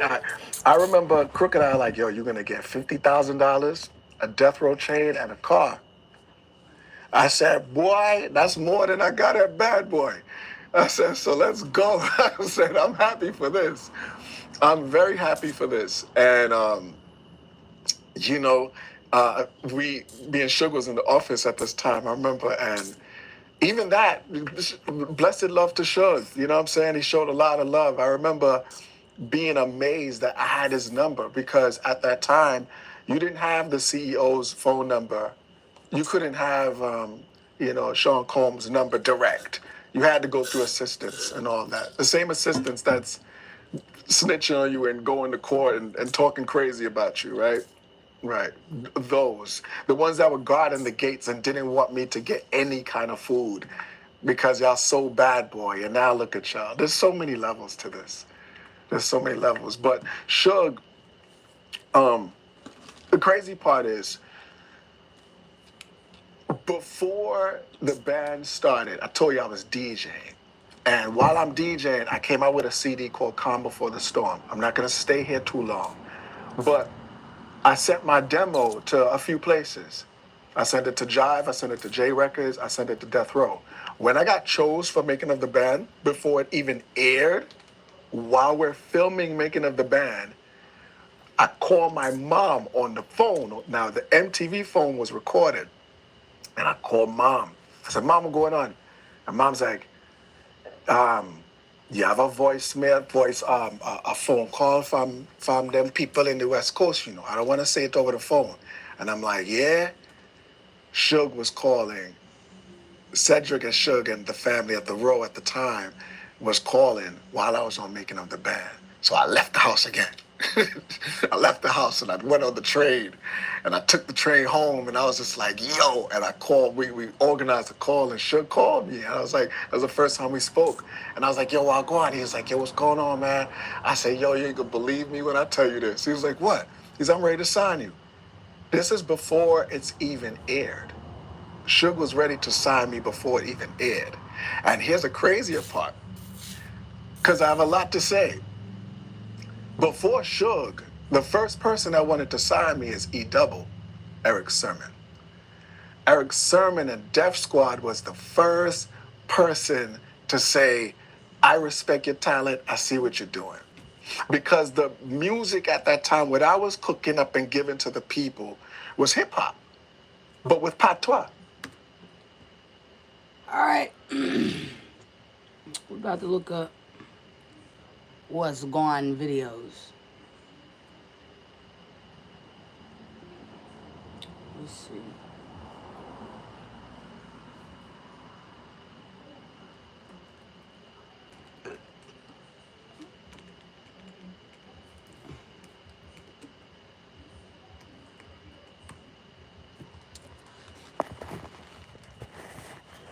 If you ever want to look, it's what I'm doing.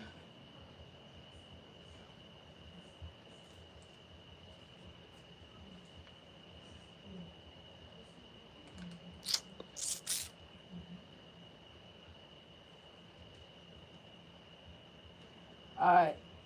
First red flag. Now, you say you was like a music artist, man. YouTube is available. I don't give a fuck how many bands you'll be able to, if you search music, So I just put Dylon's music. Let me make sure I got his name right. Cause I don't know. I don't like it. It's like, no. Alright.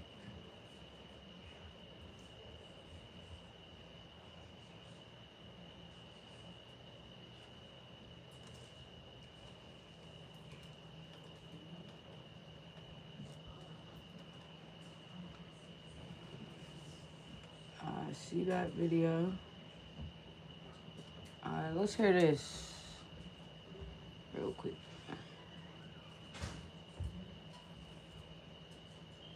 Grammarly helps me get the best grades possible while depleting the least amount of hours of my week.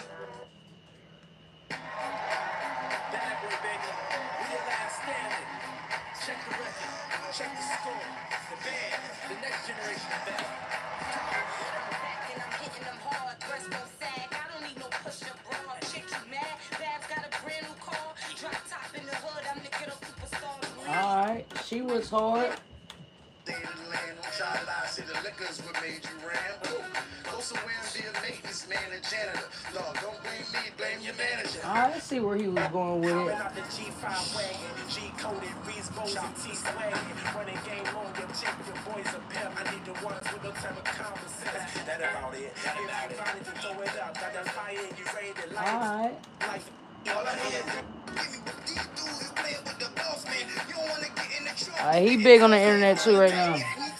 And you bring your cousin, their homeboy, that's your man. Man, I got it all playing. Diddy follow the game. I'm bad, but not a boy. I got a part of his name. I'm me, universe. So don't play with the team. You know what I'm saying?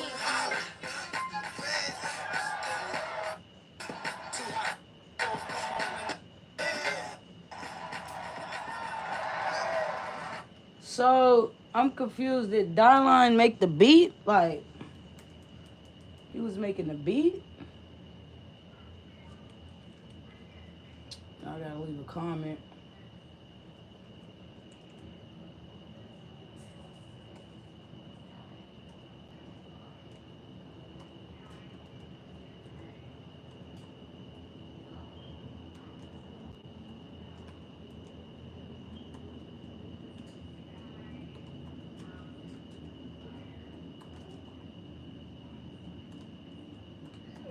Basically, where he was at in this video.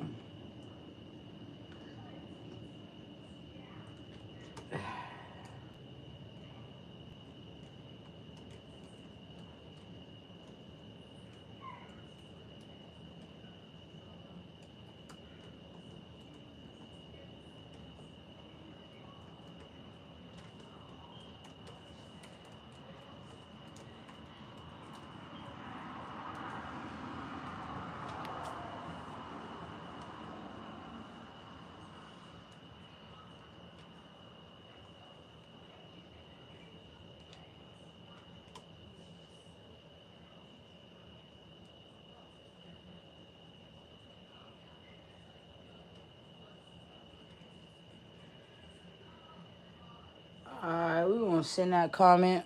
You know I support all the YouTubers.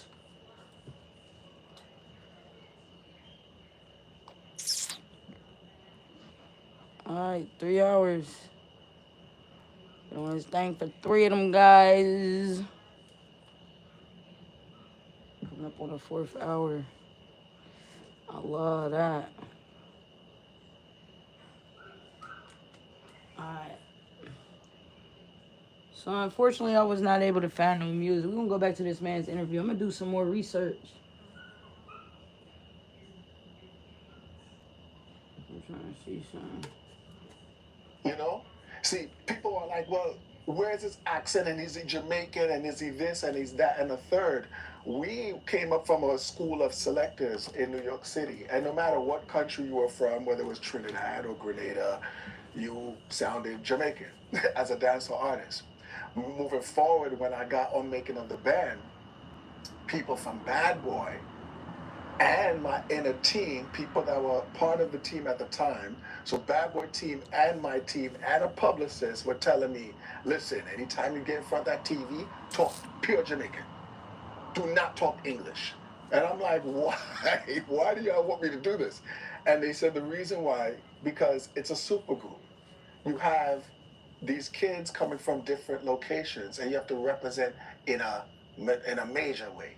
So you have Chop talking from New Orleans. You have Babs being Brooklyn. You can't have two people talking Brooklyn. You already are from the West Indies. Yeah, we know you plant corn already. Yeah, we know you really from there. You went to Hillsborough Secondary School. Yeah, you climb mango tree, all them something there. We know you really West Indian, but please just talk like that right through.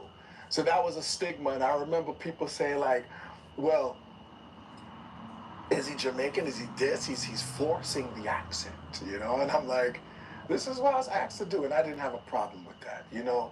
I had to crawl so Safari could walk. You know what I mean? So there was no Sean Kingston at this time. There was no Rihanna. Riri didn't even come on yet. This is before Rihanna.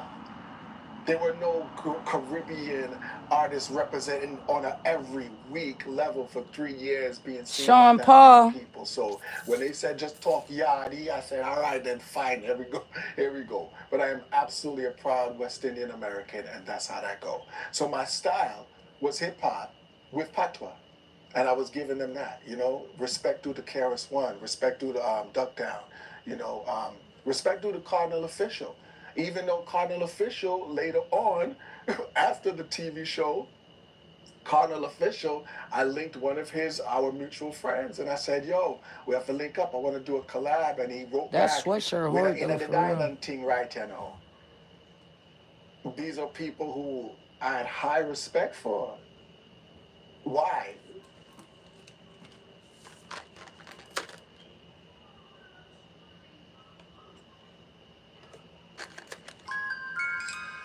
You gotta ask yourself why.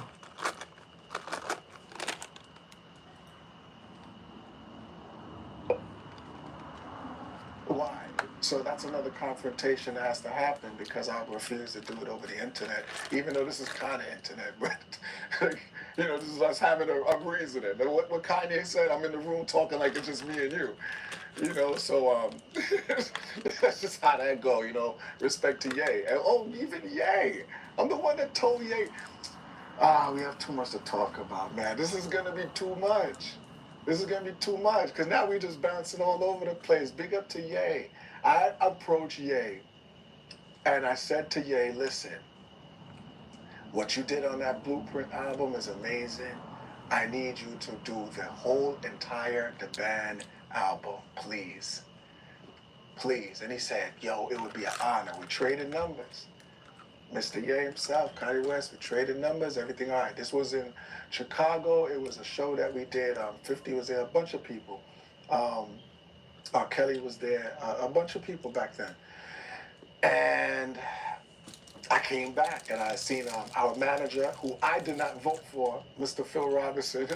I voted for Violator, but majority rules, because when you're voting for management, you know what I'm saying, like that's just how it go. So I voted for Violator, and I spoke to Chris Lighty, God bless. And that never happened because the majority wanted Phil Robinson to manage the band. And I said, Phil, well, Glenn, and Phil was, no. See, with Phil, this is a lot. This is good. I think the funniest thing about this interview is how much he's going all over the place. So it's almost like we need more detail on this. But with Phil Robinson, the other day, like, with Phil. Oh, Phil Robinson. He died the other day. The roach is out of here. But here's the thing. The problem with Phil was the fact that not only did I not vote for you to be our manager, but then the day he becomes our manager, he comes through to me and whispered in my ear and he said, yo, you know, say everything all right, Batman. Now hold it down here, our thing, our people to the world. I said, get this nigga from Jamaica. Now, keep in mind, when Caribbean people entered this industry at this time, there wasn't much of us. So when you see Wyclef, it's like, yo, we got a link. And even Wyclef did. Oh, Clef. Wait, Clef, we're gonna get to you. But with Phil, when he said that and spoke in patois, I said, "Bro, everything all right." Because I didn't vote for you, but I didn't realize you're an island person like me. You're from the Caribbean. Then he talks to everybody else, regular American, you know how it goes. And then he talked to me. Every time he talked to me, it's patois. He's like, "Okay, guys, you know what I mean? We're going to do this and we're going to do that and da-da-da." And then lady sees me, he's like, "Yo, wagwan, everything all right." Cool, no problem. When Sean was dissecting us one time when we were lined up and they were talking about my acne, you know, at the time, so much acne, he said, "Yeah, we got to get you a dermatologist." And I went to Phil and Phil was like, "I got you, no worries, man." So every week I would go to Phil like, "Yo, what happened to my dermatologist?" And Phil would be like, "No worries, man, everything all right. No worries, man, everything all right." Fast forward many years later, when we did the shows, Chopper and these people are right. I'm going to go into more detail because Chopper's my younger brother. Freddie's my younger brother. Your big brother here now, I remember facts. We were paid $1,500 every show. And that was half of the show. Half of the tour, excuse me. The other half of the tour was a promo run. And I would always see Phil pop up on these promo runs. He would leave his nice crib in New York, and all of a sudden you see Phil in Chicago or some random place. "Why are you here, our business manager?" "Because we're not getting paid tonight." And then other times we get paid $1,500. In the year 2021, I finally received paperwork of what happened back in the days. And yes, it is true, my people, and my strangers on the internet who are going to be doing this. The band was paid. I seen 120,000 a night. I seen 150,000 a night. I seen 210, 200,000 one other night. And this is every night. But you gave us 1,500. But you're my manager. You're my manager, and the one who I looked at as the closest because you're from where I'm from. You know my dialect, you know my food, you know my culture. You're my people, Phil. So the other day I said what I said. I said Phil the Roach is gone. The Roach is gone. Rest in peace. I hope he died twice. And I mean that, you know. Now here's the thing. Now I'm gonna give you, here's the crazy part. Now, my house right now, I'm living okay. And my house is beautiful. Now, keep in mind, on Instagram, I called Phil the Roach. Remember that? All right. How in my house, I don't got no roaches. Right? Now, if you have roaches in your house, no disrespect, I know how it go, because growing up, we had roaches in the house. I get it. It might not be you. It might be your dirty neighbors, them. Your neighbors bringing the roaches, whatever. But I'm telling you, currently in my house, I do not have roaches. Do you see where I'm about to go with this? I have no roaches. How after I put that post up, I walk in the bathroom, and in the tub, what I see? A roach. I said, "Oh, snap. Phil."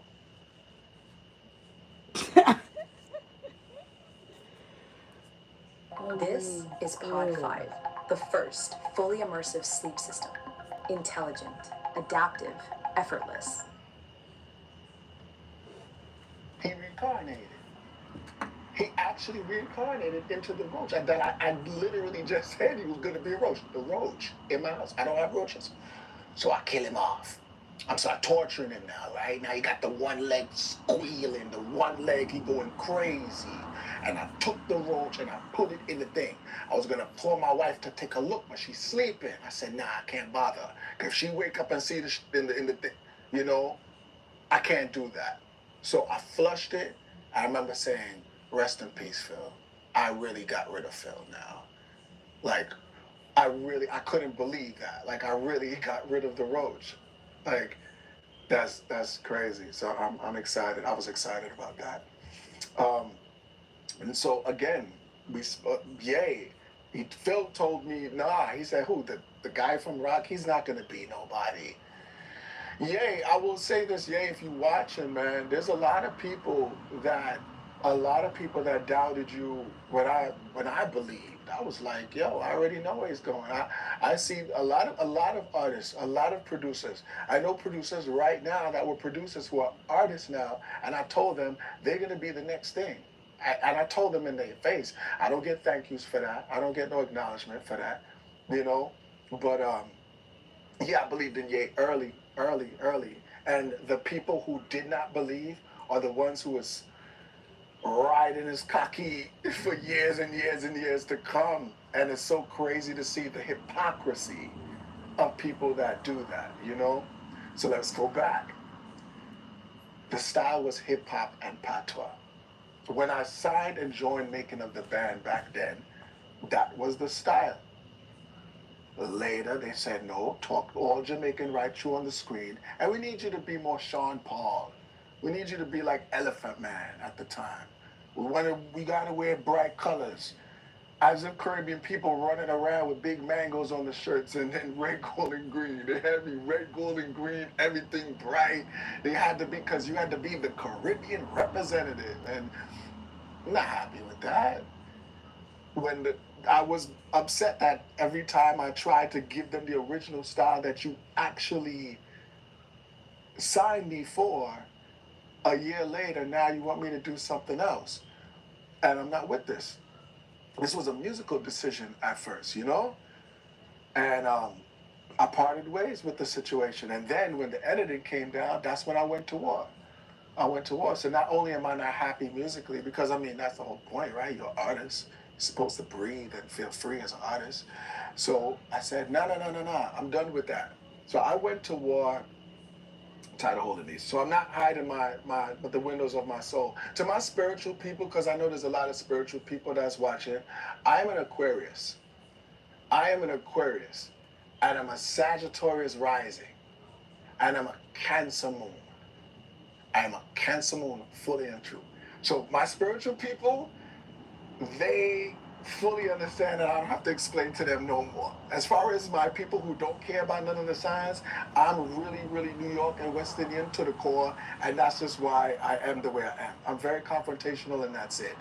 But when it was over, I went to war with Sean from 2005, like I said, when the death row deal couldn't happen because of a cease and desist letter that we received. And Suge said, when the cease and desist is over, I got you. Blessings to you, Suge. But 2005, I went to war with who you call Diddy. I went to war with Diddy 2006, 2007. The Chappelle joke didn't help. 2008, 2009, 2010. I'm still at war with Diddy. 11, 12, 13, 2014, 2015, 2016. Where were you? Where were you? Where were y'all then? The only people that I seen that went to war with and were confrontational with Sean at these times is me and the Locks. And you see my outcome? Where were you? Where were all of these people who are so anti-Diddy? Oh, I forgot. You were too busy trying to get into the white party. You were too busy. Y'all too busy. No one cared. And we talking World Star. It was like we were dropping, me and Mazio, big up Mazio. Me and Mazio was dropping videos 2 times, boom, twice a month, 2 times a month, boom, drop another one. Mixtape after mixtape. I don't even want to begin with the names of it. The Reborn mixtape, the Spit Hot Fire mixtape, the music will Let the Music Talk mixtape. That was in 2012. There were so many different projects, so much different music. You didn't gravitate to it. Where were you? You were dancing, right? You were following him, right? I was still at war with him on site. This is an on-site situation at this time. On site. Every avenue was shut. So you go. That's life. And that's a long time. But now, all of a sudden, everyone wants to go to war with him. Now, wait. There was a guy named Doug Cash. And Doug Cash, he invited me while, again, I'm at war with this man. So you're not hearing from me. You understand? I'm trying my best. I'm trying to call links. And for the record, Sean never blackballed me, you know. Sean Combs never blackballed me and said, you know what, don't play his record. You didn't want to play my record because of, if he's not working with Sean, I can't do it. I had Jay-Z's A&R when Jay-Z was at Def Jam, and he was the president at Def Jam. I had an A&R friend of mine who worked with Jay-Z and gave Jay-Z the new music, not that making of the band Foolishness. No disrespect to our album, but the real music. The music that's similar to the EP 111 PM. You know, when you type in 111 PM, the music that sounds like that, very solid, that I take very serious. That Jay-Z said to the A&R after listening to my music in 2005. Man said 1:11 p.m. Now he talking.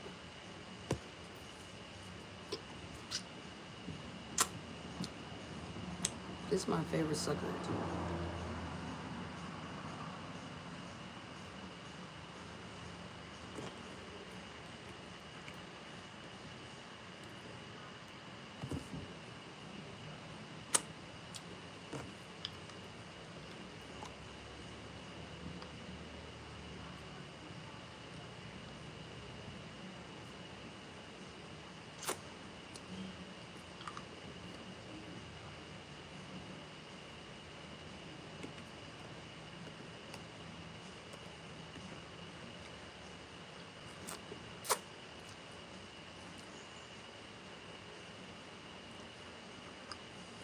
Alright, I think we found some people.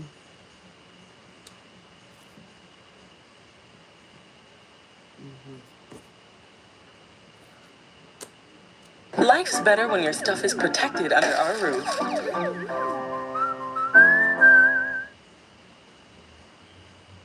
Critics are raving. About 28 years later, it's a masterpiece.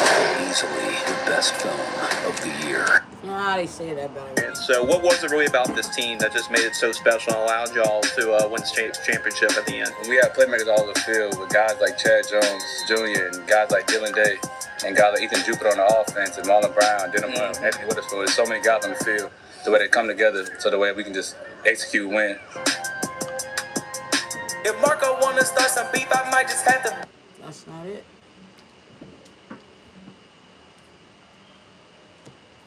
I wind of Phil Robinson's death, and he said, "Let me get my laugh out. Round So of be applause for serious." Dylon Leaf. Round of applause for Dylon. He said, "Should I read this in an accent?" I just heard your bum ass died. Yo, stop. Yo, hey yo, you gotta warn niggas for that. That was crazy. We gotta look into this. We have to look into this. Yo, rewind. This is crazy. Lick Wait shot. a minute. Rewind. That was crazy. Queen World Bus. The Run World that Bus is back. free. Run it Wait a back. minute. Run the track up. Low. I'm reading in my dialogue voice. Low. Yeah, Okay, let's alright, go. it is. I just heard your bum ass died. Pussy. Oh, my bad. R.I.P. Teeth. You should go twice. Thankful you out of here. R.I.P. Phil Robinson, the teeth. I wind of Phil Robinson's death.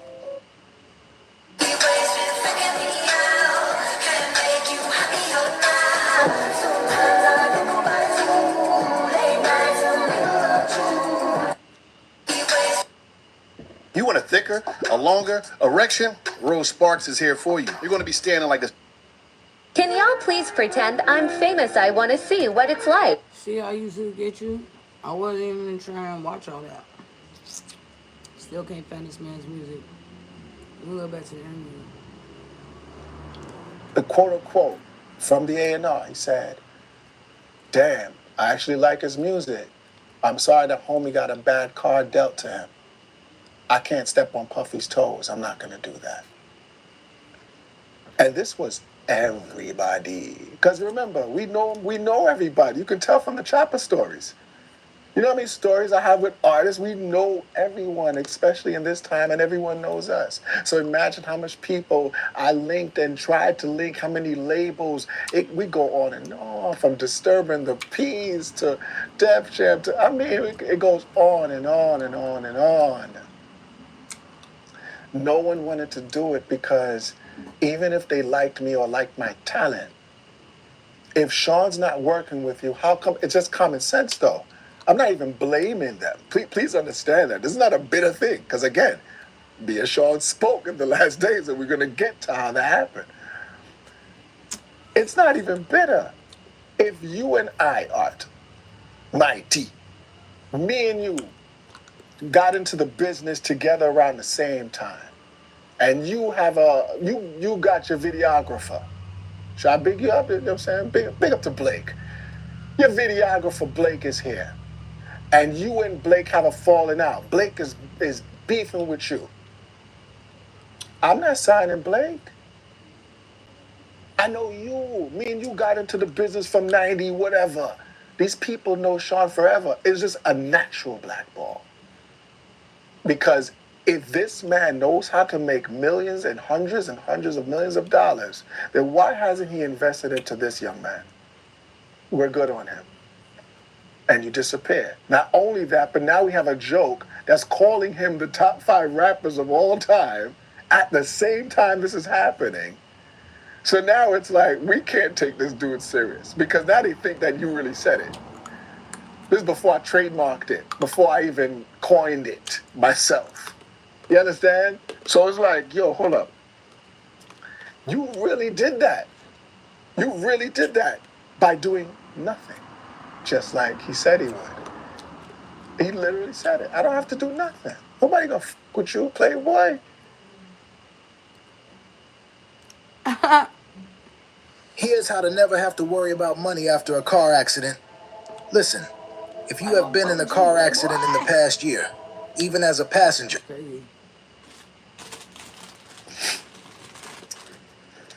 So again, when these people want to talk all this craziness, where were you? Or as we say back home, where them did that? Where them did they? Laugh for me. Where are you there? Y'all were nowhere to be found. Nowhere. And now y'all got beef for them? The irony. Now hold on. 2016 comes around, and a guy named Dougie Cash. Doug Cash links me and says, hey, I want to do a collab with you, and I'm working at Daddy's house, Bad Boy Studios, for those who do not know. And I said, that's where you're recording at? Now keep in mind, I haven't been there since before the beef with me and Sean. It's 2016. And I said, all right, I'll forward. You know what I mean? I'm going to pull up to you. So when I walked into Daddy's house, Bad Boy Studios, Daddy's house. It was like, not only was the best vibe, and I remember the feeling of it, the creativity, the legacy of how much artists recorded over there, and how I felt, but the people over there, they acted like me and him wasn't beefing. The people were acting like as if I was in good accord. You understand? Like everything was fine. We were good. So I was just like, oh, all right. You know I'm a hustler, right? That's how I know exactly what I'm about to do. Me and Doug Cash do the tune. You know I was in there every day recording. So now I'm using Bad Boy Studios. Now I'm just using it. Because then I'm like, hold up, you mean I can use this and no one's you can't charge me nothing because I'm dying? Like I'm part of the legacy that built help. You understand? So I'm excited. I said, yeah, man. I'm here all the time. I'm kicking my feet up. You would think I was Diddy in that studio. You understand? At this time, I'm kicking my feet up. I'm in the lounge area. I am chilling. You can't tell me nothing. Anytime I have a break, I'm going to Manhattan and I'm recording over there. Well, one night, there's a bunch of black cars in the front. And I go, damn.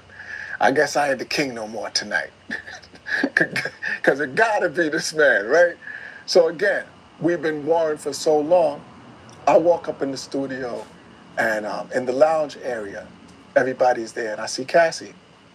So Cassie sees me, and she's like, Dylon, what's up? And I'm like, yo, wagwan. She's like, yo, you hungry? Wait. Because this reminds me, because I have to talk about Cassie. But let's go back a little bit, too. Because that triggered something. You're hungry. During the wartime, I'm going everywhere beefing with this man, wherever I think he's going to be. In 2005, myself, my crew original, my boy D original, and a few others, Mr. Miyagi, a bunch of us, we said, let's go to Justin's. Justin's was a restaurant in Atlanta that Puff owned. So I said, you know what? I can't find him nowhere. Let's just prove our point. So I'm going to, step on his place. So we went to Justin's. And when I walked in, Kim Porter was there. Now I'm like, I said, Kim is here. I said, this person, Kim, is the closest person to my arch rival, the one that literally stopped my entire food. So I said, yo, Kim. She's like, what's up? I said, Kim. I said, you know what he did? I started going off. I'm venting to Kim Porter about everything. Like, yo, Kim, I don't care if I see him, it's on sight. And Kim said, you know how he is. Did you eat? And I said, no. And she was like, you need to eat. She was like, have a seat. I got you. I'm gonna cover that. This is in the middle of me warring and beefing with Sean. Kim said, did you eat? Like that type of caring, that type of nurturing soul. I was like the big sister you always wanted, And I sure ate. I said, I'm gonna eat. And after I ate, she comes up back to me. She says, yo, you should get on the microphone. You should get on the mic. And I was like, for real? She was like, yeah. She was like, you got talent. You got to give it out. You got to go up there. Go give them you. So thank you to Kim Porter. One of the most genuine, warm, nurturing souls that I have met. Big up to Kim Porter. Because I definitely thought that people close to him would be like, and that wasn't the case. That wasn't the case, as you can see years later. So, years later, here we go. And big up to the Combs boys, you know what I mean? Who lost their mom, for real.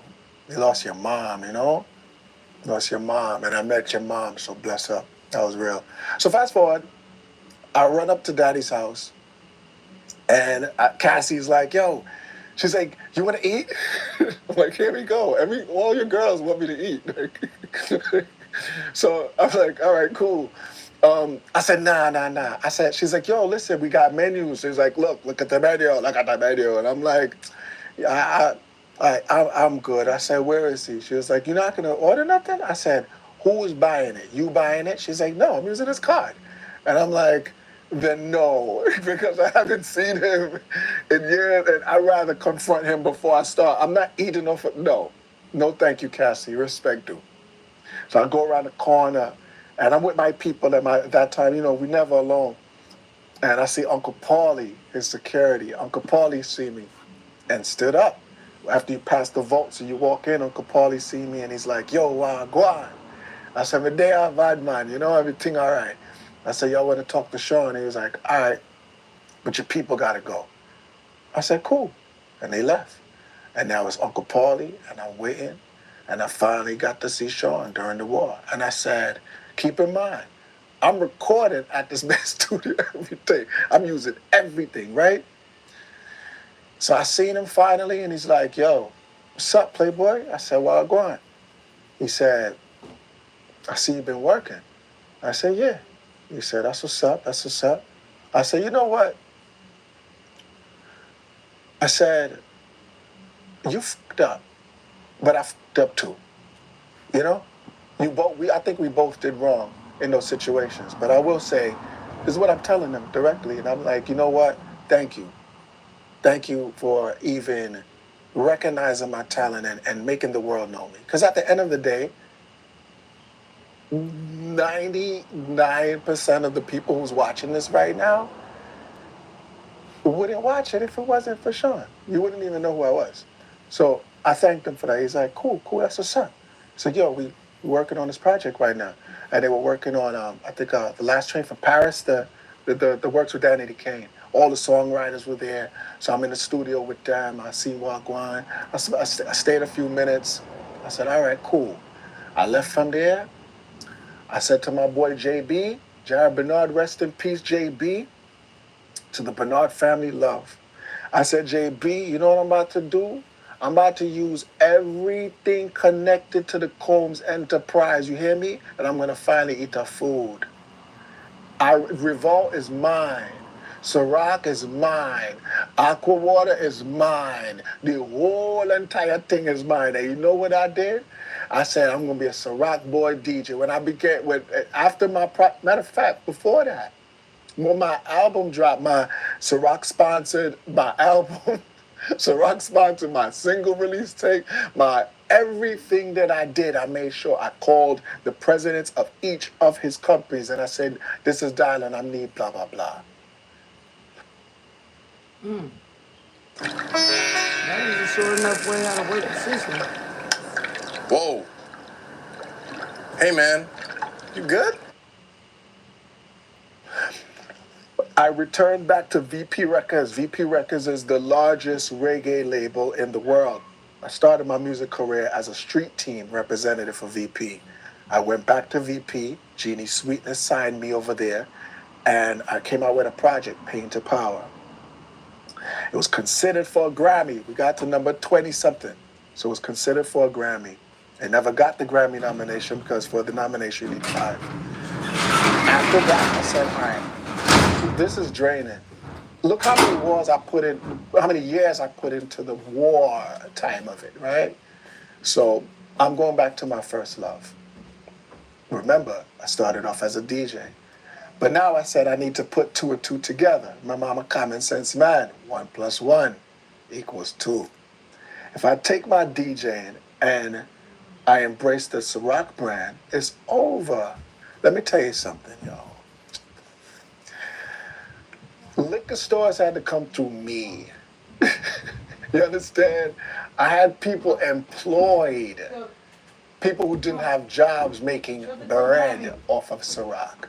We had access to the warehouse. I made more money from Ciroc than I ever did on making the band. And I enjoyed every second of it. Everything was Ciroc. So now y'all want to destroy my bread. Y'all trying to stop my food. Everything was fine until Diageo has a problem. Now all of a sudden, I can't use Ciroc no more. You stupid. Y'all wicked for that. I see what y'all did. I didn't wicked. Like, things was actually good, man. Like, that Ciroc money was nice. If I had a party, I had Revolt filming it. Do you understand me? I literally just said, you know what? When there's a wave, you have to go with the wave. You fought the wave for so long. This is something that's been, that bad boy empire was going on from 92? And you really think you with no bread is gonna stop it? Tupac said it best. He said, don't go to war unless you got your money right. I did not have my money right, and I went to war. But guess what? People, I still have my integrity. So I used the brands, and I made a lot of money off of it, man. And it was a good time. And, I remember seeing Cassie again at the Bad Boy reunion tour.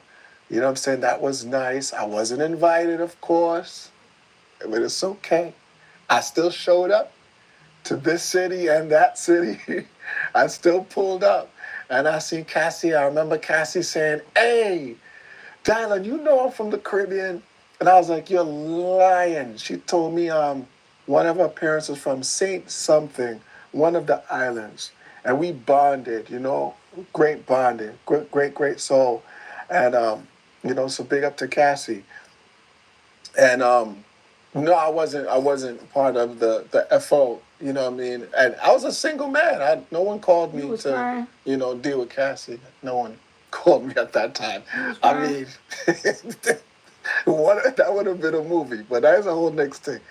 Um, but even with that, like you know, people get so caught up with the sexual things with people, and I said we got to go back to the old law. Like you guys, I blame y'all too, man. A bunch of grown men talking about Tootsie Rolls. We're gonna stop that right now. You know, we're gonna stop that. No grown men should be talking and sitting down speaking about Tootsie Rolls and measuring up people's sizes. Let's go back to the old order. You know, I want to go back to the old law. Let's go back to the old law. That's nonsense. It's nasty. You know what I mean? We didn't grow up like that. You know.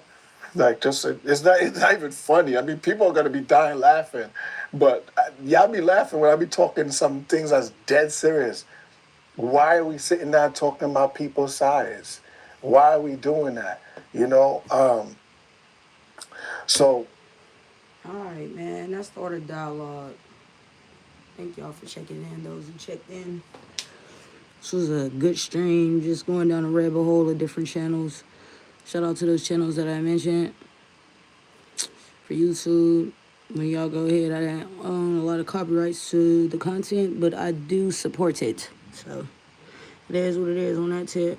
Anyway, y'all be good. Peace.